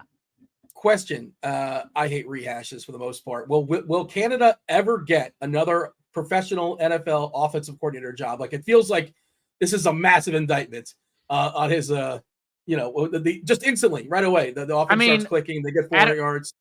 Adam Gase had to go back to his hometown high school. Like, Adam Gase didn't get hired anywhere. What? So dude, when you're out, like, and you have no friends around, you're out. I don't know. I really don't know if Canada gets hired ever again. But if you're in the good old I think he'll probably get hired in the college game. We'll see. Listen, if Matt Rule, college for sure, but NFL. But Matt Rule was like a leader of men who was good in college, great in college. Actually, like, he built programs. Adam Gase just got kicked out. I don't know. I guess it depends who you compare him to. What about Jack Del Rio? Is he done? He's sadly never done, and he should have been done 10 years ago. He's so bad. I think he's well liked. I feel like he's well liked in the community. Like that has to be what's going on there. His political opinions are well liked, and thus he gets hired everywhere every year. Rich, what do you got as far as quarterback? That's it. We named all the guys I'm playing. Like, I mean, I'm playing so much Tua. If I'm going down at the ship, I don't care. We mentioned Joe Flacco. We didn't officially mention him as like an endorsement. Does that mean we don't know if he's starting yet? So we'll deal with it when we get there. And if he is, oh boy, it's. I mean, honestly though, like, we actually want Joe Flacco to play to give like any of these pass catchers like a semblance of hope. The only dude you can play in the Browns passing game since Deshaun Watson got hurt is David Njoku. He's the only guy like legitimately playing well. Like. Without Deshaun Watson. Amari Cooper has caught 19 of 47 targets without Deshaun Watson on the field. That's like, it's actually hard to only like complete 40% of your targets in today's NFL. And I have 24 targets the last 2 weeks. I have people asking me about Elijah. Loves Njoku. I have people asking me about Elijah Moore's targets, and it's like, have you seen what Elijah Moore has done with those targets? Like, it doesn't matter at all. Give him 50. I'm ready for the bat. Has anyone brought up the Flacco Elijah Moore battery narrative yet? Like, is that going to happen? Not yet. I haven't heard it yet. It's going to happen. Remember when I said there was a Tyreek lineup that had CMC in it, and it had Flacco and 2 Cleveland pass catchers? Elijah Moore was one of them. Elijah Moore, yeah. Feel great about that. And Njoku was a really cheap, Cleveland stack, double stack of and again, keep an eye on the Flacco thing. I don't think I'm playing Flacco, but he's really, really cheap, and I guess he helps you get there. I just hope there's better value as the week progresses. The Rams defense has also been bad this year, but shout out to the Rams because they took their minimal picks they had and still turned it into Kobe Durant, Puka Nacua, Steve Avila. Like, they got 4 NFL starters every year out of the minimal picks they had. They did well this year. I'm just Googling. When was the last time Flacco actually threw a football in the NFL? He started a game last year. Oh, he did play last year. Okay. That's right. Okay. I try to block it out. Don't you remember that was when Garrett Wilson had his first breakout game was Flacco's in Cleveland. He threw a Hail Mary, not a Hail Mary, but they got an onside kick and he threw a touchdown to Corey Davis. But that's the Garrett Wilson, like, welcome to the NFL game. I wrote blurbs this offseason about Elijah Moore splits with Joe Flacco and Zach Wilson. That's how far we are removed, Dean. All right. That's our cue to talk about running backs, Rich. Feel free to start the running backs we've not yet talked about that we want to focus on this week. Kieran Williams, I guess, is probably the one that's popular. Well, Zach Moss, we kind of mentioned him in passing, but 4-6 on DK. Like, why is the chalk running back always facing Tennessee? I feel like that happens every week. It has happened kind of a lot this week, but their run defense actually hasn't been that great. Like the last 6 weeks, and it wasn't good when these teams played earlier in the year when Zach Moss lit them up. That's the other thing too. Is it's not only Zach Moss is starting, people just are going to look at like the box score and be like, "Damn, this dude had 195 yards last time these teams played, like, and had 2 touchdowns." So he's going to be like an auto play at a salary. I feel bad because like he was dropped in some. I saw people saying like he was dropped in their leagues, and it's like he was still like a handcuff, and he had 10 touches for 70 yards last week. Like, he's been one of the most efficient running backs in the NFL this season. He's actually 7th in the NFL in rate of runs for 10 or more yards. We've seen they run a ton of plays. Like, whoever's been in as a kind of a running back for them has been good. So, I mean, he's hard to get away from at his price. We literally seen the 3 games that he played without Jonathan Taylor earlier season. He had 100%, 84%, 86% of the backfield touches. Like, you're getting a cheap guy that's going to touch the ball a lot, can catch the football. I mean, what are you going to do, man? Like, we might have the highest percent of ownership for a running back that we've seen in a long time. Like, I'm talking about like 65, 70%. Like, it might be something like that. Something the Mostert game, right? Am I wrong to say that? It's going to be that high. Unless, obviously chips can fall on dominoes, and who knows, it's Wednesday night. But yeah, it's going to be the Mostert game for sure. I guess the last time we saw this kind of chalk was it the pandemic or was it last year? No, the pandemic, whenever it was Jamal Williams and Dearness Johnson, whenever everyone got ruled out in the same week around them, and both of them checked in on over 60% of lineups. It's 2 years ago. 2 years ago, yeah, okay. And you just had to be unique around them. That's what Zach Moss is. Like, I don't overthink it, dude. Like, he averaged 24 touches per game. He was awesome. Like Rich said, he's been awesome all year. I mean, large fields you can. I mean, but like, if you're playing like cash and stuff, I'm not doing any large fields either. I'm just going to fucking play him. Cash on a preloaded, but Moss is already in it. If you enter a lineup, he's just in there. Oh, yeah. I mean, you have to just hope he doesn't score a touchdown, right? Like, that's the thing, is you have to hope he doesn't score. But, Rich, how many people are going to play Zach Moss, Tua, and Jeff Wilson? That's what I present you with. Yeah. You. Yeah. Yeah. It's Blender, somebody here at RG. I don't know if Blender's work, but like, it's lineups, not players. So that's what I think in my head. It's like, it's not the players, it's the lineup. It's a lineup construction. And that's what you got to tell yourself with it's what keeps me.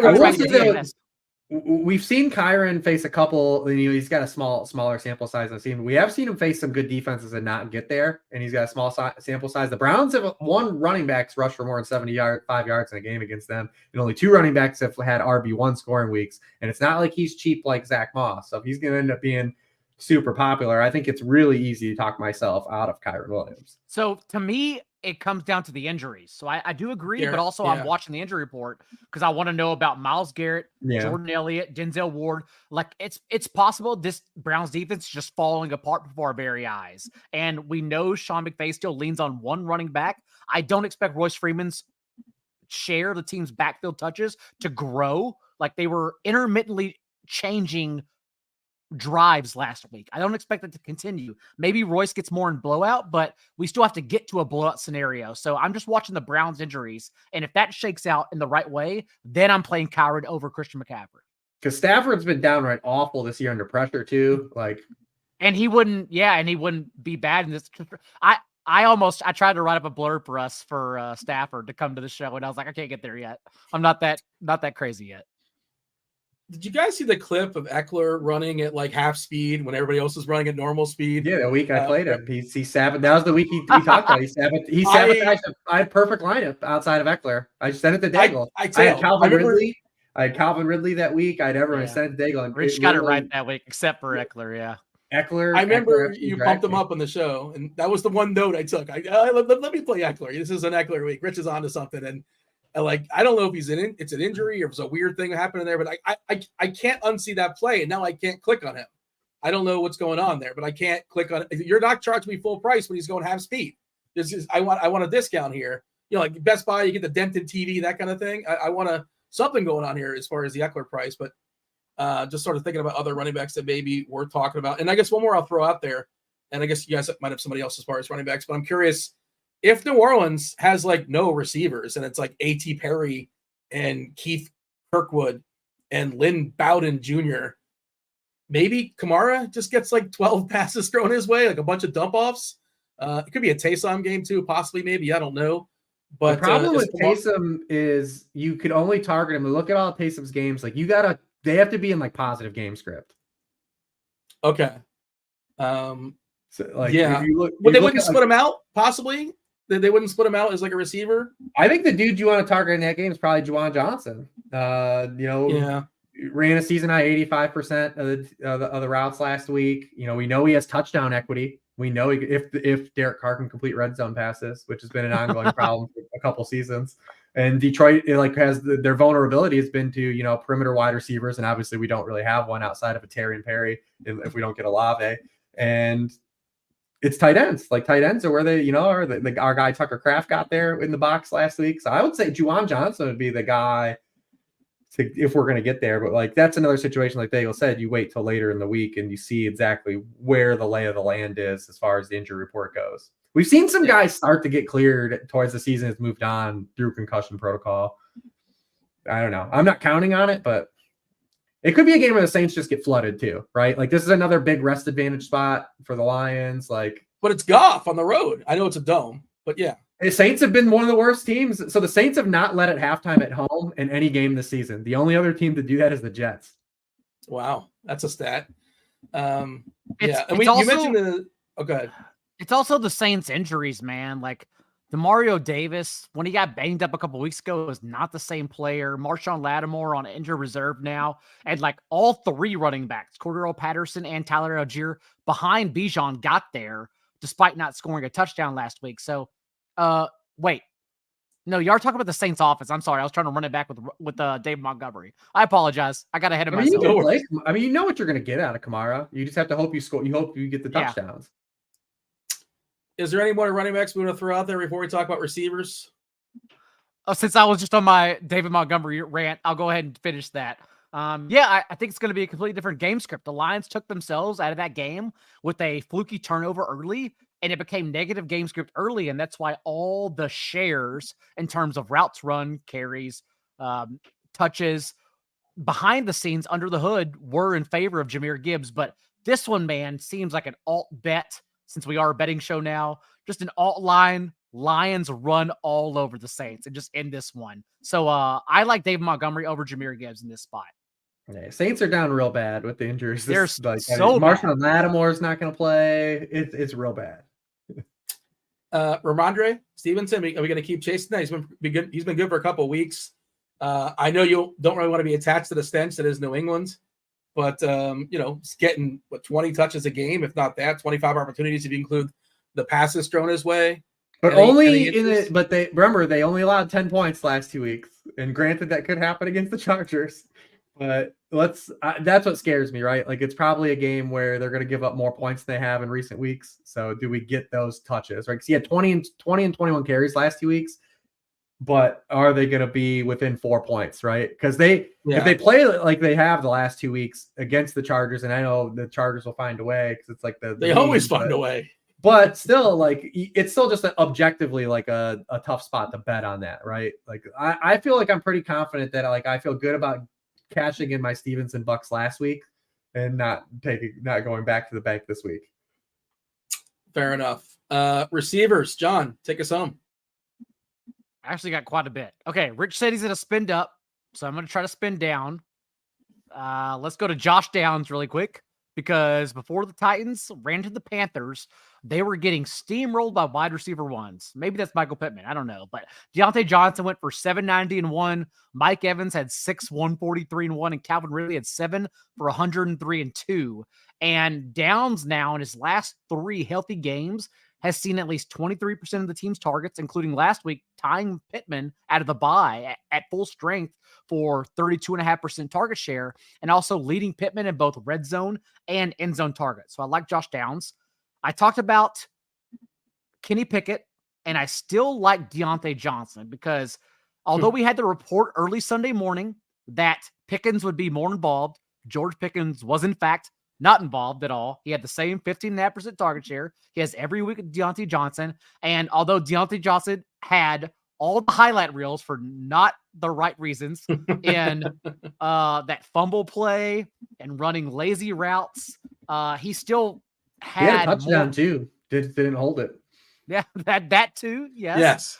He had 2 end zone targets, including that one. Yes, he was still out there. So I still don't mind Deontay Johnson as priced, especially on DraftKings.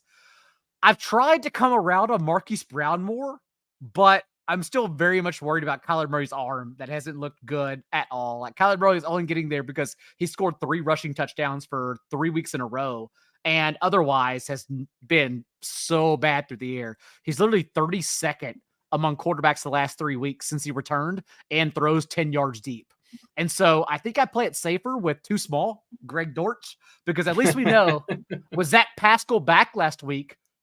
Greg Dortch still was out there. He mirrored Rondale Moore in routes. And now over the last 2 games without Michael Wilson, he's seen 17 targets to Moore's 4.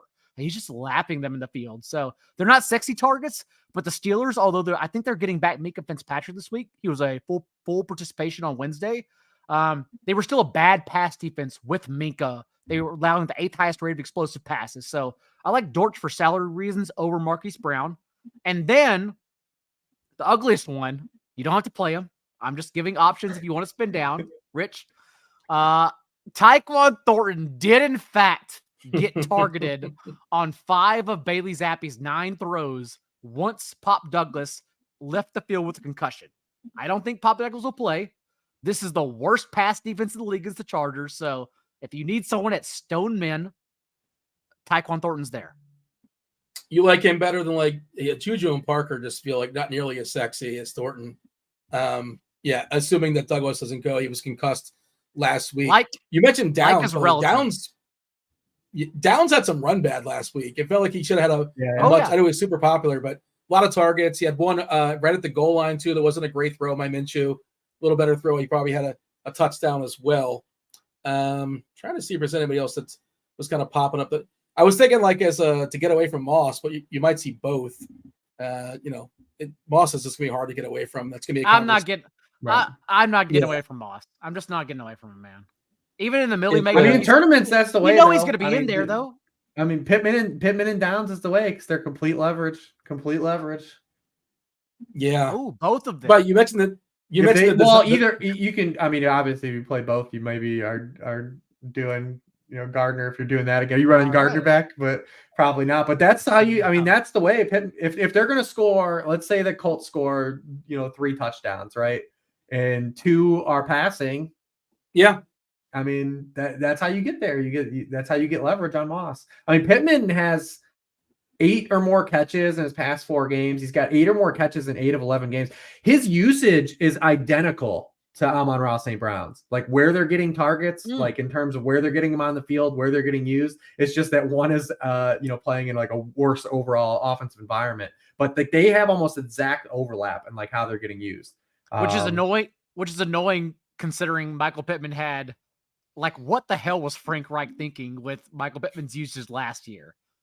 That's what annoys me more than anything. He was retroactively fired for that. Nothing else. And Jeff Saturday. Oh, yeah, that's right. Yeah. Never forget, Jeff Saturday was actually a worse coach than Frank Reich. And no one wants to talk about it, but he was bad. Olsen those guys win their first games, though. We saw the Antonio Pierce, Jeff Saturday. That's what's weird about the Panthers game, right? It's like we've seen these spots happen, historically. Like when these guys, like these first-time head coaches, get a chance, like they kind of overachieve, especially against the spreads. And I don't know if anyone's, going to pick the Bucks and their survivor that's still alive this week, but historically, like these guys have been like terrible like betting traps, man. Rich, receivers, what do you got for me? We covered most of the guys. I did have Pittman and Downs on my list. I didn't think Downs qualified for like super cheapies, but Daigle gave us a couple gross ones to at least consider. We're trying to punt that salary like we might be trying to do at wide receiver 3 this week. What about Mike Evans? Yeah, you can keep playing Mike Evans. Why not? He just gets in the end zone every single time. It's just a good matchup there versus Carolina. I'm just trying to think of like big spend pivots. He feels like one. I'm trying to more confidently get there. I'm not going to guarantee everyone listening that he's in my pool by Saturday, but I think Adam Thielen is kind of interesting because I'm not going to get to the Panthers offense, but like, dude, you can still do whatever the hell you want against the Bucks. We have an offensive coordinator change. He's another guy that's priced where people thought he was early in the season though, and he's not appropriately priced right now. It's his first time under 7K, at least on DraftKings though, since October. Like it's still he's 7K, right? Isn't he? Or no, he's 7K on FanDuel. Yeah. Sorry, he's 6.6 on DraftKings, which is cheaper than 7K. I don't know why I just said that. Objectively, yes, it's cheaper than 7K. But it's first time under 7K since October, so I don't know. I saw Thielen. I'm like, that may be cheap enough. I'm still trying to come around to it. Yeah, there are a couple guys that like we talked about Judy earlier. Chris Godwin's another guy. It's like, well, why has his price been there all year? Like, what is happening? Yeah, a couple of those guys like DraftKings is just like, we'll just leave them because no one's playing these guys anyway, so who gives a shit? And trust me, I've tried to play Chris Godwin, but it's just Mike Evans, the God, gets there every week. It doesn't matter, dude. Mike Evans is here for his contract and get out of his way because nothing's getting in his way right now. Thielen 7K on Fanduel, 6.6 on DK. So my only issue with him, it feels like you hear the regression monster, the age monster, I think is catching up with Thielen. He is who we thought he was, maybe. It feels like he's slowly getting 33-year-old. It's hard to judge anything that's happening in that offense. Yeah, 33 years old. It's the winter. It's the winter months too. It's a little harder to get up whenever you're that old every day. Like, I get it. And honestly, the argument is probably that it's not cheap enough, but his salary is going down. It's going down. Good matchup. Quarterback, you prefer Stroud back there, but that's not happening, unfortunately. Hey, tight ends. You want to know who popped up in the tight end model? We know who it is. Yeah, of course. He's the guy hitting. Let's see. And that's I was going to ask. Like, if Flacco seems like the kind of guy that's happy to dump it off anyway. But if DTR is not there, it's the Browns are clearly in a mode where they're just trying to have their quarterback and not lose them games. What are they like? What's their record? 7-4. Are they the worst 7-4 team of all time? Or is Pittsburgh the worst 7-4 team of all time? They're both 7-4. You don't maybe it's me. Gosh, dude, Pittsburgh has led. They're 27th the NFL in rate of snaps led. That's amazing. What a stat. Yeah. So, yeah, I guess Cleveland obviously leads in their defense. Both teams lead in their defense. Maybe a Pittsburgh offense turns it around a little bit. Do we like Njoku if he ends up being a chalk tight end? We're seeing Njoku landing in 61% of the optimals I ran on DK. Freiermuth in 3%, just 3%. No respect for Freiermuth. And McBride at 34%. Just every single level we keep paying off McBride. On DK now he's all the way up to 4.9, 6.7 on FanDuel. How much what was the bump for Freiermuth? He was 2.5.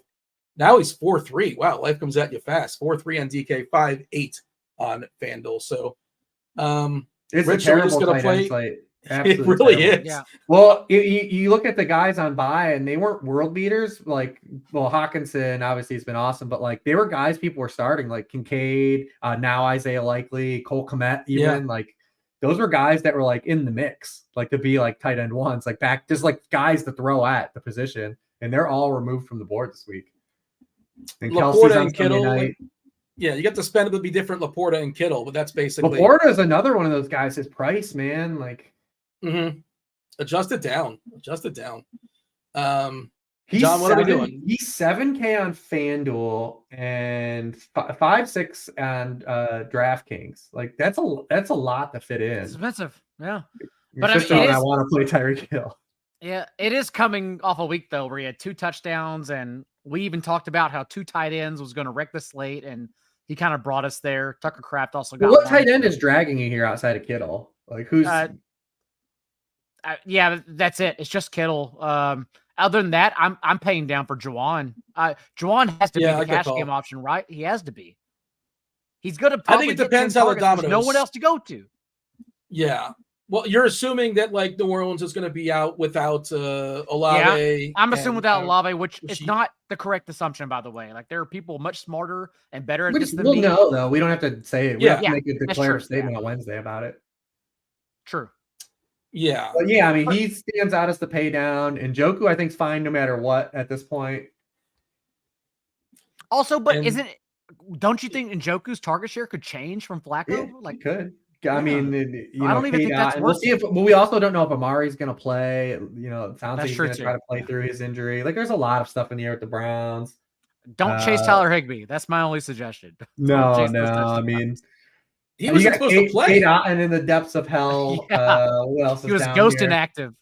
But they never moved. Touchdowns. They never move. It's like K-Dot's the same thing in redraft too. Like no one picks him up, and his salary never moves. He's just out there always for someone to ghost run him whenever they want to. But he was in that week. He was in those stacks with the Houston Bucks stacks. I had him in my stacks last week. I didn't win shit, but I had him in my stacks this week. We mentioned Dallas Goedert in passing. Like, if he plays at 4.8, is he interesting, or it's just more like how much he affects Devontae? It's more what the trickle down of the facts. I mean, I generally don't like to play tight ends against the 49ers. I never really have. With Fred Warner there, like they've kind of always nuked tight ends. Who are we playing? I guess Juwan and Taysom Hill. I like the Juwan call. I like Juwan the most today, but obviously we don't know. We're not privy to all the information. It's bad though. It's a bad tight end slate. That's okay. You kind of talking. Are we going to play Kyle Pitts? No. I mean, no. I don't want to. Yeah, no one's wanted to. It's 3.8. At least his price is adjusted. It's falling. At least, like we know that wide receivers don't get targeted against the Jets unless they're the Miami Dolphins ones. This is actually refreshing, though, considering the last two slates have been just positions where you could possibly flex tight ends because we had some cheapy options. Even if you were like doing run backs with Michael Mayer, he was there for less than 3K. Now you can't do that this week, so that's refreshing. No one's going to get away with that. All right. Anything else before we bring in? I assume I didn't check, but I'm guessing producer Rob's going to be joining us. He's in the chat. He'll be here. Okay. All right. There we go. Nice to see you, producer Rob. Anything else as far as the slate? We gave the people an hour and a half, Rich. We're good, right? Nothing else to say on a Wednesday night? Yeah, I think so. I think we covered a lot of bases. I'm just going to play a bunch of Dolphins. I'm just going to tell you that's my strategy, and I know that it's a lot of people's strategy as well, but like I'm not going to overthink not playing the Dolphins against the Commanders. We could have just done like a 12-second podcast and just say that and get out of here, but there you go. We have a lot of filler. Can I give a quick take? Am I allowed? Yeah, love to hear it. Yeah. Please say you're going to play the Commanders defense or something stupid. Please do that. No. I heard all of this Denver Broncos slander, which is like justifiable.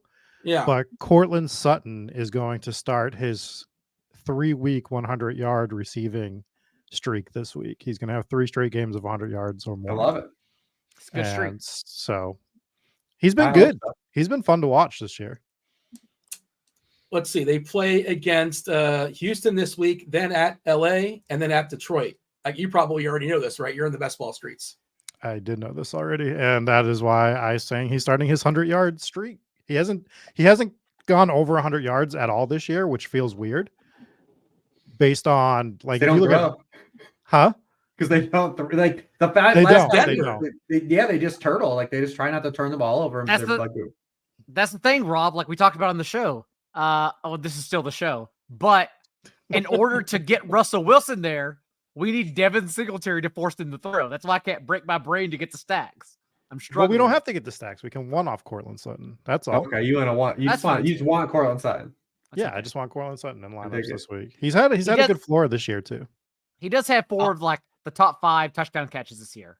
No one's doing things as impressive as he is. Yeah, he's auditioning for next year. That is it for the football. We do appreciate y'all watching, but they're watching if you're on the YouTube, listening if you're doing it in other ways. But we're going to talk a little bit of movies. We're going to talk the movie that we all watched that I assigned last week. Rich is going to assign us a movie as well. Also, shout out Listener League. If you missed it the first time around, Revan, Revann, Revan? You won week 12 as far as the Listener League. Let me know on Twitter at DFS_Almanac. Let RotoGrinders know on Twitter. Let us know in the comment section. Let us know somewhere. Show yourself so we can hook you up with a week free of RG Premium in the chat. Not just in the chat, but in the comments section, in the description on YouTube. There will be the link to play this week. Get yourself a week free of RG Premium. Just win this contest. I won last week. I gave the people. Typically, it's a movie I've seen. Like that's kind of the rules. Like, oh, I've seen this before. I want else to see it, and it's just been in my Netflix queue for a couple of weeks. I've been wanting to watch No Hard Feelings. To keep with the theme, I've been firing off some raunchy R-rated comedies. Hide the kids, put them to bed. Let's see. No Hard Feelings came out this year. Romantic comedy starring the delightful Jennifer Lawrence.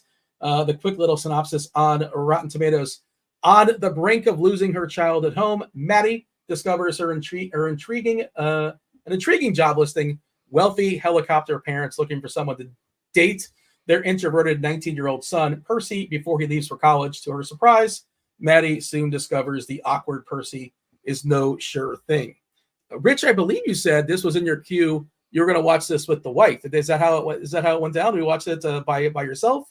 No, we did. Yeah, we got to watch it together. I got to include her. She had no interest in Caliber and what else did we watch? She did watch What was it? American Animals. American Animals. You like it? She did sit in on that one. Oh, she thought it was fine. Same kind of similar thought process of me. Did she give you a tight end score for this movie? I can ask her. I don't know if she has one, but yeah, this for me, it was kind of what we thought it would be. There was some good gags. I think this movie had an opportunity to punch up higher than it wanted to, and I don't know if it just didn't want to talk itself out of it. But there was actual some things they could have explored here that were could have been pretty good, especially topical, especially where kids are of I forget the main character's name, the non Jennifer Lawrence Percy. Character. What is that? Percy. But I have an 8-year-old son, and I've seen a lot of this go on with the boys, a lot of his friends, the kids, especially through COVID, they are more isolated than they've ever been.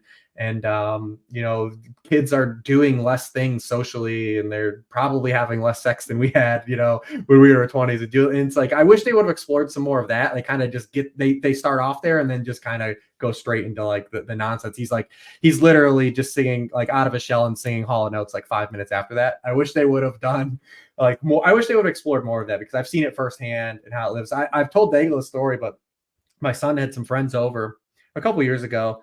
And all the boys are having fun. They were there playing basketball, having a good time. And it's the middle of the afternoon, and everyone just leaves. And I'm like, well, where did everyone go? What happened? He's like, well, we all wanted to play whatever video game together. They're we all wanted to play the video game together.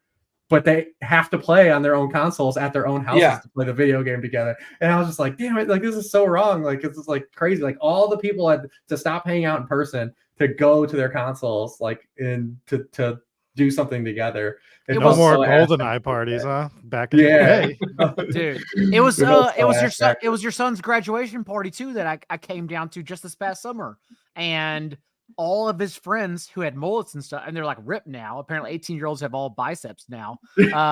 They just kind of left at 8 p.m. and it wasn't to go drinking or anything. They weren't sneaking away. They literally just went to bed. That was it. And I was like, I can't imagine that, because Rich and I would have gotten in trouble. And there's no right or wrong way. I'm just saying that things have changed. And so it's just I would like to see him explore some of that more in the movie, instead of just doing I felt this movie actually could have had something to say, and it didn't. And I think that's okay that it didn't, because obviously, but there was a chance for this to be, I think, a lot better than what it ended up being. It just ended up being a by the numbers kind of, we'll throw a couple of rom-com feel good. Yeah. Right. What's that? Did you say all the 18-year-olds have mullets now? Is that what I heard, John? Yeah.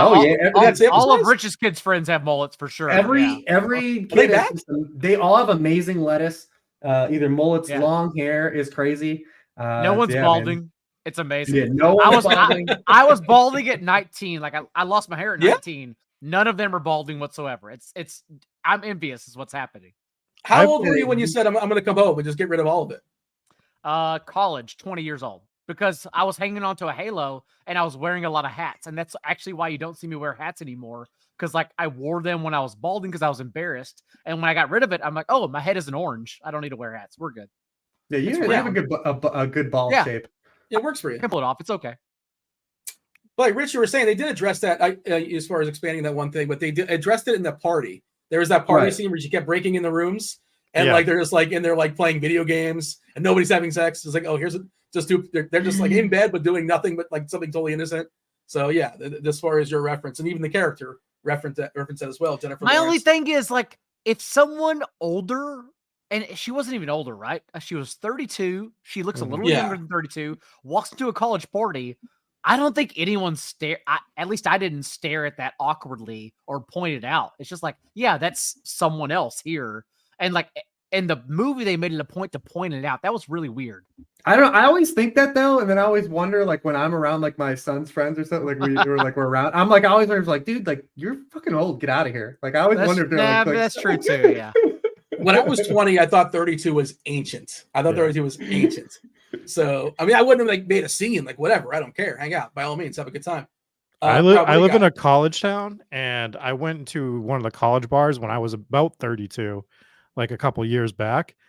and it's closed down since. But when I walked in that college bar, because it was the only thing open before we were taking off the next day on a long trip, everyone in there I thought was 12 years old. I was just looking around like, I feel so old. We had to get the hell out of there because I felt old. I don't even think I was getting stared at. I was just like, man, I've never felt so old in my life. Yeah. And the socially awkward thing, it is different than when we were younger. And this feels real old man, yells at clouds.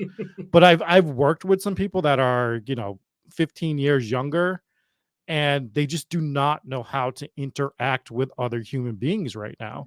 Whereas when we were younger, and if I was working with somebody 20 years older, yeah, we didn't agree on music or anything like that, but we could still like bust each other's balls and have conversations. I've worked with several that it's just like pulling teeth to try to have any sort of like legitimate conversation. So I do think that they could have explored that a little bit more in this movie. Yeah, I think it would have been an interesting angle, especially because the midway almost turns into a rom-com, and that's when I started to feel really weird about the movie. Yeah, I was just like, "Oh, is she like falling in love with him? This is the going to the 19 and the this is 32-year-old, approaching a yes. weird area for me." Yeah. It's like because if you write that movie the other way around, it does Yeah, not get received that way. you cannot do it. About that point, I agree. I had the feelings like, wait, does this movie end with a 19-year-old and 32-year-old like hooking up? Like, what happens here? Because I really thought we were going to go the opposite direction. It still And counts. to end with them being friends, that's great. I'm okay with that. Spoiler alert, which, as everyone knows, since Rob was introduced, he likes to put on the spoiler alert, so it's okay. Everyone knows. But I felt better about that. I thought it was still a perfect feel good, but again, that's what it was in the end. It was just a feel good. Well, Paul it's by Thomas the numbers. Anderson's the licorice pizza was kind of sort of the similar, older woman, younger guy. I don't know if you watched that one recently. Yeah. I don't know if you can compare the two, but just sort of, I was thinking the same sort of thought. Great Stuff was Bradley kind of Cooper up in- cameo in Licorice Pizza. Spectacular. Yeah. I'm a PTA guy. It's not my favorite. His movies are insane. So it's not, it's not my favorite PTA movie. By all means watch it, but Boogie Nights. Speaking of Boogie Nights, maybe that's why it's in my brain, because I was thinking how this movie adds, like, I was thinking of other movies as I was watching it, like Roller Girl vibes. I got Roller Girl vibes. So nobody else get that when she was on skates? Or maybe that was just me. Yeah, kind of. I thought that bit, they extended that bit a little too long. I was thinking that was like the dumbest thing in the entire movie. Like as it was going on, I'm like, because if you're doing a comedy, you can do a nonsensical comedy, right? Where just everything's over the top, like Anchorman, or you're going for comedy with realism. And there was nothing realistic about the rollerblades. It's like once she got to the hill, she would have taken the rollerblades off. She had shoes in her car. Like it was all stupid shit in there. And I also think this movie tried to lean into being like this raunchy, crazy comedy for like 10 to 15 minutes right tops. The beach scene. Up to the beach scene. It was trying to like shock value comedy you. And then it just completely switched. It went like, all right, now we're going to go paint by numbers, rom-com, do everything that a rom-com. Like I laid it out in my head exactly what was going to happen. There was no twist or turns that happened in this movie that were unexpected. And I'm not saying I'm a genius. I think everybody kind of figured out what was going to happen in it, which is fine, but that's not what they initially set up. They initially set up this other movie for 15 minutes, switch the entire vibe of it, make it a cookie cutter movie. And it's not a bad movie. It is there was potential watching. in there. That's what I said. There was potential for this movie to kind of punch up, and it felt like they just kind of laid in. Well, they couldn't decide. They couldn't decide if they want to go. They went half measures. They didn't go full measures. R-rated raunch comedy. And there's probably some scenes out there that got cut. Who knows? Maybe it was an editing thing. Maybe it was a studio thing. The studio got a hold of it and said, let's just make this a little bit more accessible. But if you're an R, like embrace the R, go full R, have a good time with it. By the other movies I was reminded of, when she broke in the door, it was like The Shining. Remember she had kicked in like the bathroom doors? Yeah. That was like The Shining. And there was also the guy says, I'm the parents now, which reminded me of like I'm the captain now. I don't remember this is just how I was watching that. Did you guys know the finger trap payoff was going to go as it went? Like it felt like you sort of saw that coming with the finger trap. Yeah. And probably there's more. You need more time with that. I think there was a stunt finger trap. I don't believe that was the original one.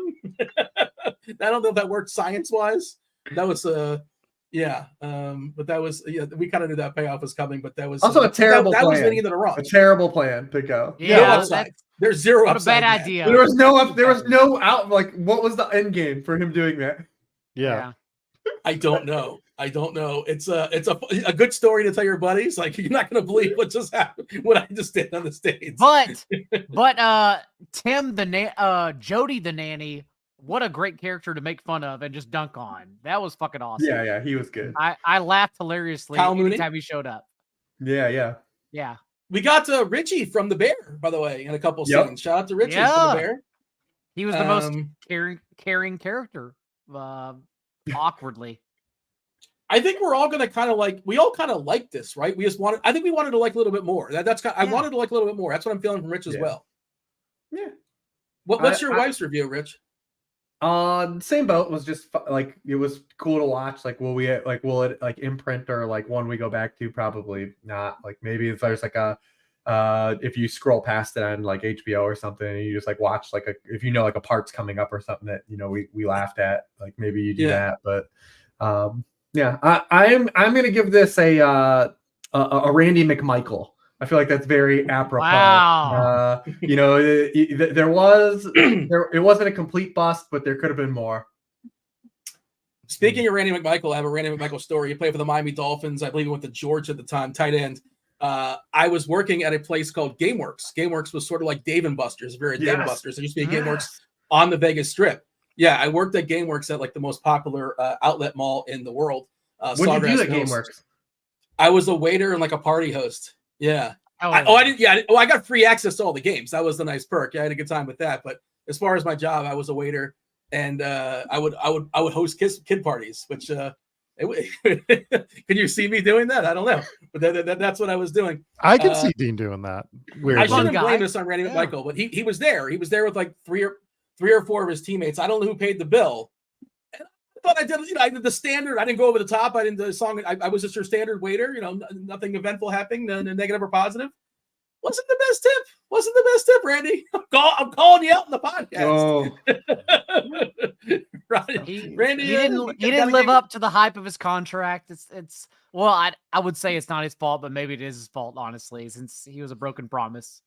It might have been somebody else that paid for it. I shouldn't blame it on him. So maybe he's getting shrapnel, and it's probably not fair. But I don't know who. I did an escape room after David Njoku one year, and he didn't get out. And like my buddy, just put up me.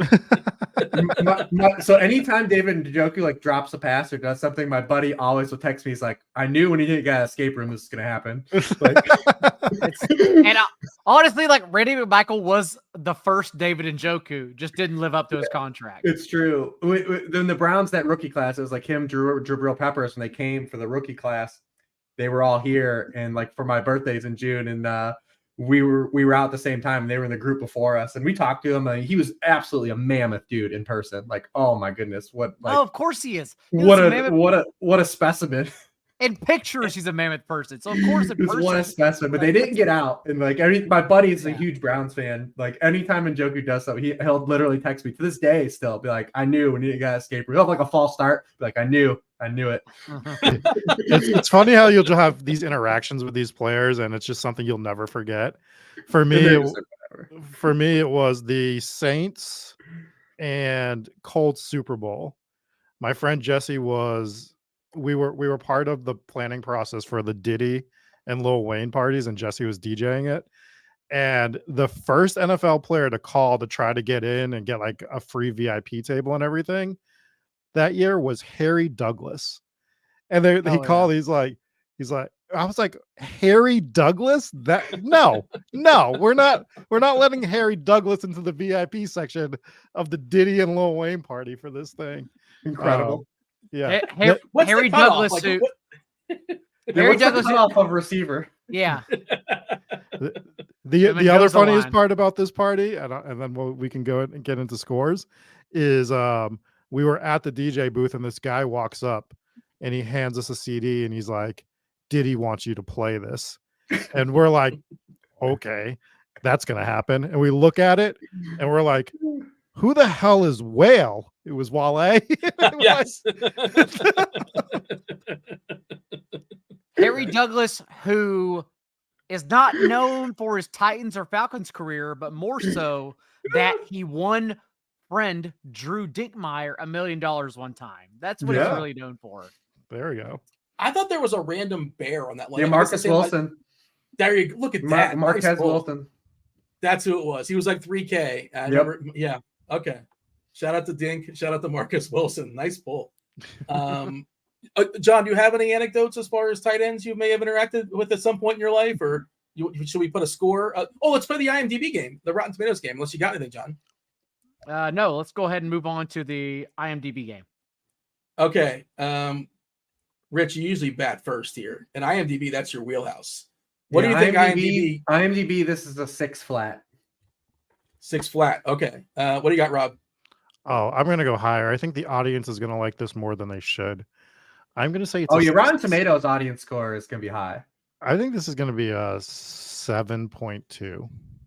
Okay, John, you can wiggle it here in the middle if you like anything in the middle, or you can go. You always leave it to me last, so I can wiggle it. I will. Let's go. Are you wiggling it in the finger trap? Or rom-com, jerking off in the finger trap. I'll let you go under Rich. I'm going to go under Rich.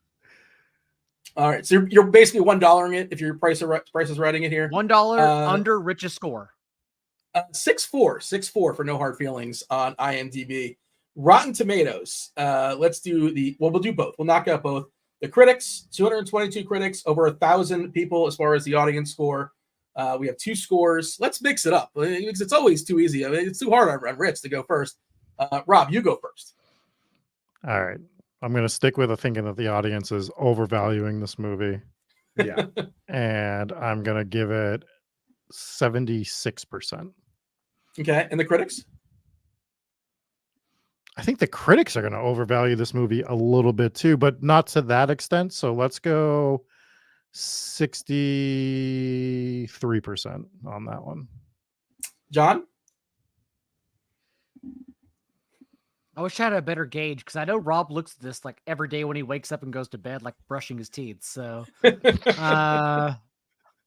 I will say 69%. Very nice. The critic score. No, audience score. Critic score has to be like, what do they usually rate rom-coms? 60%. Let's say that. Rich. So this is a tricky movie based on the Rotten Tomatoes scale, which I've told you I have very much umbrage with. So this feels like it got a lot of thumbs ups, but like if you were to give it like an actual score, a lot of people wouldn't give it a high score. But on the Rotten Tomato meter, the fact that it gets a thumbs up gets registered as like it's a 10. So I'll say critics probably 65%, and I'm gonna say like the audience is like a 90%. I think like people probably love this movie, like from like a stance of just giving it a thumbs up and like not giving it a thumbs down, which is the what thought process is. Correct. Yeah, thumb up, thumb down, and I would thumb it up. Thumb up. Yeah, sure. It's not a thumb down. 71% thumb up from the critics, 87% thumb up from the audience. So. Yeah, the audience certainly likes it. Most people come away from it. Yeah, that was fine. I don't regret watching that. And that's probably. Oh, we got to put a tight end on it. We got to give a score. My only fun fact from this movie. Is in the scene where she's like first getting her car towed. She comes out. She's barefoot, and then it cuts away from her. Then when it cuts back, she's wearing sandals. And I saw quite a few different instances of stuff like that in this movie when I was watching it the first time through. So like I can't even imagine the second time through. So it just wasn't production wasn't great on this movie in terms of that. So I'm telling you, I feel like this movie editing wise, they couldn't decide what to do with it. Is it go full in as far as the R? Maybe that's a tell. I'm not sure. But what do you got, John? The naked, trashy East Coast person fighting was a funny scene. Like genuinely, yeah. I did not expect. The follow-up line was good. Like, did you just beat up those kids? Yeah. I had no idea that like Jennifer Lawrence even got naked in movies. I've only seen her in like prestigious acting or like Hunger Games, which also may be prestigious acting. I don't know. I love the Hunger Games. The books, by the way, are really good too. As is Silver Linings Playbook. Everyone, by the way, side note, read Silver Linings Playbook, the book, because it's more about mental health. The movie is more about like betting on the Eagles. It's not even fair compared to the book. But I just didn't expect it, Dean. I had no idea what was coming. And then it happened. I was like, oh, I guess that's a thing that's happening tonight. Not a body double either. She said that she did the whole Great scene abs. herself. It was okay. Yeah, respect to her. Winter's Bone is the movie I would throw out there that people have not seen of hers. That was basically her, but that's what put her on the map, at least critically. She was like 19 years old when she did that. Mm-hmm. I would recommend that one, kind of as an off the board movie. But Rich, it's time for a score. What do you got for me? I gave it a Randy McMichael. I've got it at a 4.8 out of 10. Ooh, Yeah, that's a rough. we gotta go. 4.8. That's a thumb down, it's just a little under mediocre. 5 is mid. Wait, I thought you graded out. But that's 5. thumb down. If we're doing a thumb, the thumb is more down than up. Yeah, you graded a 5 on this show. Mathematically. That's right. Don't break the scale. 2.4 out of 10. I mean, out of 5. We have a clear system. Don't you break it. Sorry. System on this show that goes over 2 hours. Calm down. 488 out of 1,000. A rom-com that I enjoyed. 5.9 out of 10 is my scale. Okay, I'll give it a solid B.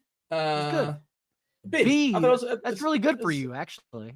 Solid B. Yeah, it's perfectly fine. Because usually you need depth. That sounds like a C, but yeah. Jennifer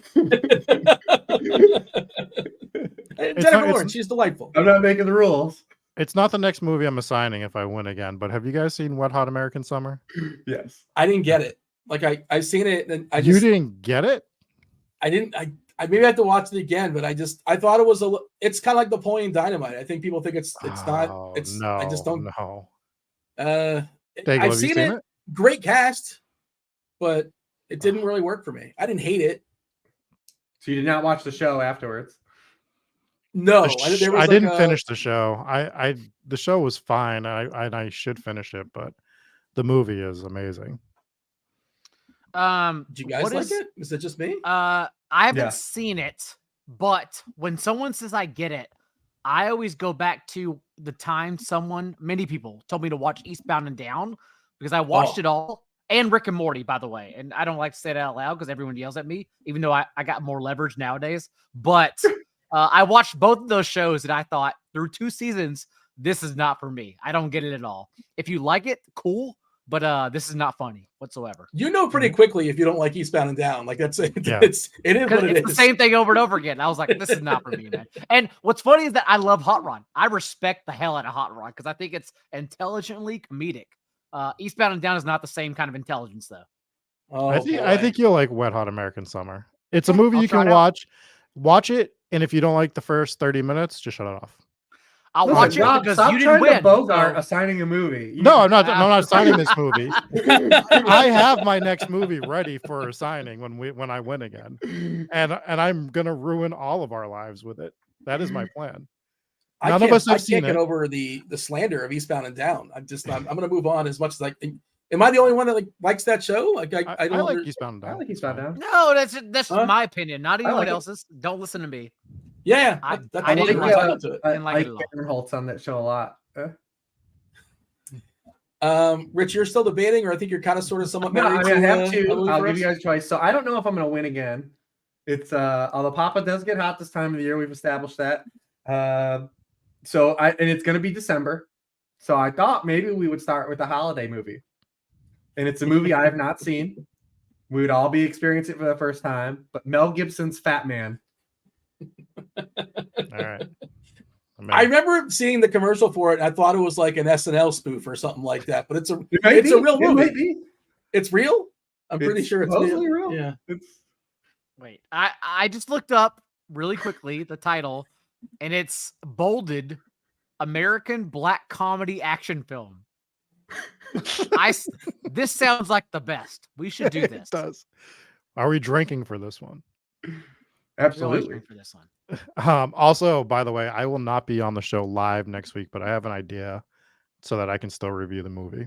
So I'll be in California, unfortunately. Humble brag. Well, not unfortunately, but I won't be on the show, unfortunately. What's the second movie? Review. I'm fine with the Mel Gibson movie if that's what we're gonna go with. I want to watch Fat Man, but give us other options. Yeah, what's the other one? Well, what did you have in the holster if you needed it? I was gonna say we could go back and do Spy because that was the one you guys had choice of last time and didn't pick. You Nah, keep Fat trying Man. to push Spy. I'm trying to push. Nah. What's the movie I've been trying to push you guys over and over that keeps getting pushed back and pushed back? I can't remember the name of it. I can't remember either. Not Inside Man, but it's the same guy, I think. Or that doesn't matter. No, it is. But- It's Inside Man is what you keep trying to tell us every week. Yeah. Which is spectacular. It's a great movie. You should have seen No, it. Law Abiding Yeah, Citizen, right? Is what That's you keep the saying. one. That's it. Which is Clive Owen spectacularly and like Jamie terrible Foxx, and yeah. awesome at the same time. Listen, Fat Man it is, right? Is that what we're doing? Fat Man. Let's Let's do do Fat it. Man. There, I'm so there excited. it is. Let's get the plugs in and get out of here. We do appreciate y'all watching. Obviously, week 13, the grind is real, but we try to have some fun here with the movie stuff. Thanks to those that have stuck around this long for the last half hour, talk a little bit of movies. Rob, tell the people where they can find you. Are you plugging something in California? Is that for work or is that for play? Kind of a combination. Sorry, I was just enjoying Vito in the chat. He's really shout out to Vito in the chat. He is really enjoying our movie takes. So thank you, Vito, for playing along and watching He's this new. movie. We love you, Vito. Make sure you're here next week for the talks about the Mel Gibson Santa movie. We'll be talking about that. Maybe the whole show just for you. Thank you for the concurrent view, Vito. Yeah. So We get I'm paid going out- because of you. I'm going to California to check out the Winchester Mansion, which is real interesting. If you guys have never heard of that place, it's the heiress of the Winchester house who started building a house and just never stopped because she thought she was building it for the spirits of all the victims of the Winchester people. So another little thing that I just said in there, I have a challenge for all of you. Oh The boy. next DFS show you guys are on, or any show, you're not allowed to say the word interesting. Okay. Deal. Well, next week we'll do Okay. it. We won't say interesting next week. Try not to say the word interesting. It's one of my crutch words. I'm gonna have to work on that. It's not just one of your crutch words. It's Intriguing. everybody's crutch word, and it doesn't matter if it's DFS But- or paranormal. But I or do anything. genuinely find things interesting. Rob. Yeah, That's- so do that's the I. problem. Yeah. So do I. I'm But you genuinely gotta start curious. using intriguing, mystifying, like Yeah, I've always told you one of the first things I learned in the industry from Fantasy Douche, in the space, was you never use the words feel or think in an article. You never use those. Oh, you never yeah. let Conviction. people know. Conviction. Yeah, you gotta have conviction. Never use feel or think. So don't use something like interesting. You want to have, you got to have something that's actually telling the people that you believe what you're selling. That's why I always try to stamp when I'm doing early on a Wednesday, but again, it's early and I agree. That's what I learned from, Evan Silva's writing was there is no feel or think, there is takes. And like, it has to be confident and data-based takes. That way people also come along and believe you. So I never sell anything I'm not going to play on this show, but it's also early. So I'm just trying to figure it out genuinely. I'm trying to sort it through it. Good. Daigle's playing Tyquan Thornton. Actually, quite literally, I had thousands of dollars on Baker Mayfield last week, so yeah, let's fucking do it. I mean, I've made worse decisions. It's okay. I came in fourth in a tournament with Derek Carr last week. It's okay. It's the way So- the world works. A couple weeks ago, you never victory lap. Was it Slayton you recommended? He scored a touchdown? I don't victory lap anything though. I don't. No. Yeah. Man, if you follow me, like it's okay. You know or you don't know, and I don't need to do anything. I literally had a content call today where I was told I have to tout things I get right after last week, and I said I am not doing that. Yeah, man. You got to let them know. If you know, you know. No, if you know, you know. It's Yeah, if okay. you know, man. I just come out and I victory lap for Daigle. I had to victory lap his Puka Nakua take in the Yeah, but a offseason. lot of other people though had Puka Nakua. Not as early as you did, man. Nobody had it as early as you did. I So don't know, man. I just I Rich, know when you're that. if you're debating on touting and saying like, look at me, just watch Greg Dortch. Watch him celebrate his touchdowns. Yeah. That'll inspire you to tweet. Yeah. So you, You know, even Greg if you Dortch get is the 9 winner, things Greg wrong, even if you get 9 things wrong and you get one right, according to Greg Dortch, you just Greg Dortch is awesome. Yeah, Incredible. Let's all play Greg hero. Dortch. He's the hero we need. Yeah. Love him. Rob, let's get out of here. Rob, tell the people, give them the plugs, tell them where they can find you. Spike Week for best ball content, Hometown Ghost Stories for ghost content. The Venn diagram of those two things. They overlap so much. Daigle, what do you got? You can find me hanging out with Vito next week because he loves this segment in the chat. And by now, you know, at NotJDaigle on Twitter, at 44.com. And we'll always be here for your an hour and a half of football, Vito. Just rewind the thing. It's okay. And then movies afterwards, because please don't make me talk about football for 2 hours, let alone an hour and a half. We're here. Rich? Yeah. Sharp football analysis. Yeah, this is the kickoff. This is the kickoff show for the week. You know, this is where we throw initial ideas out and we see where we go.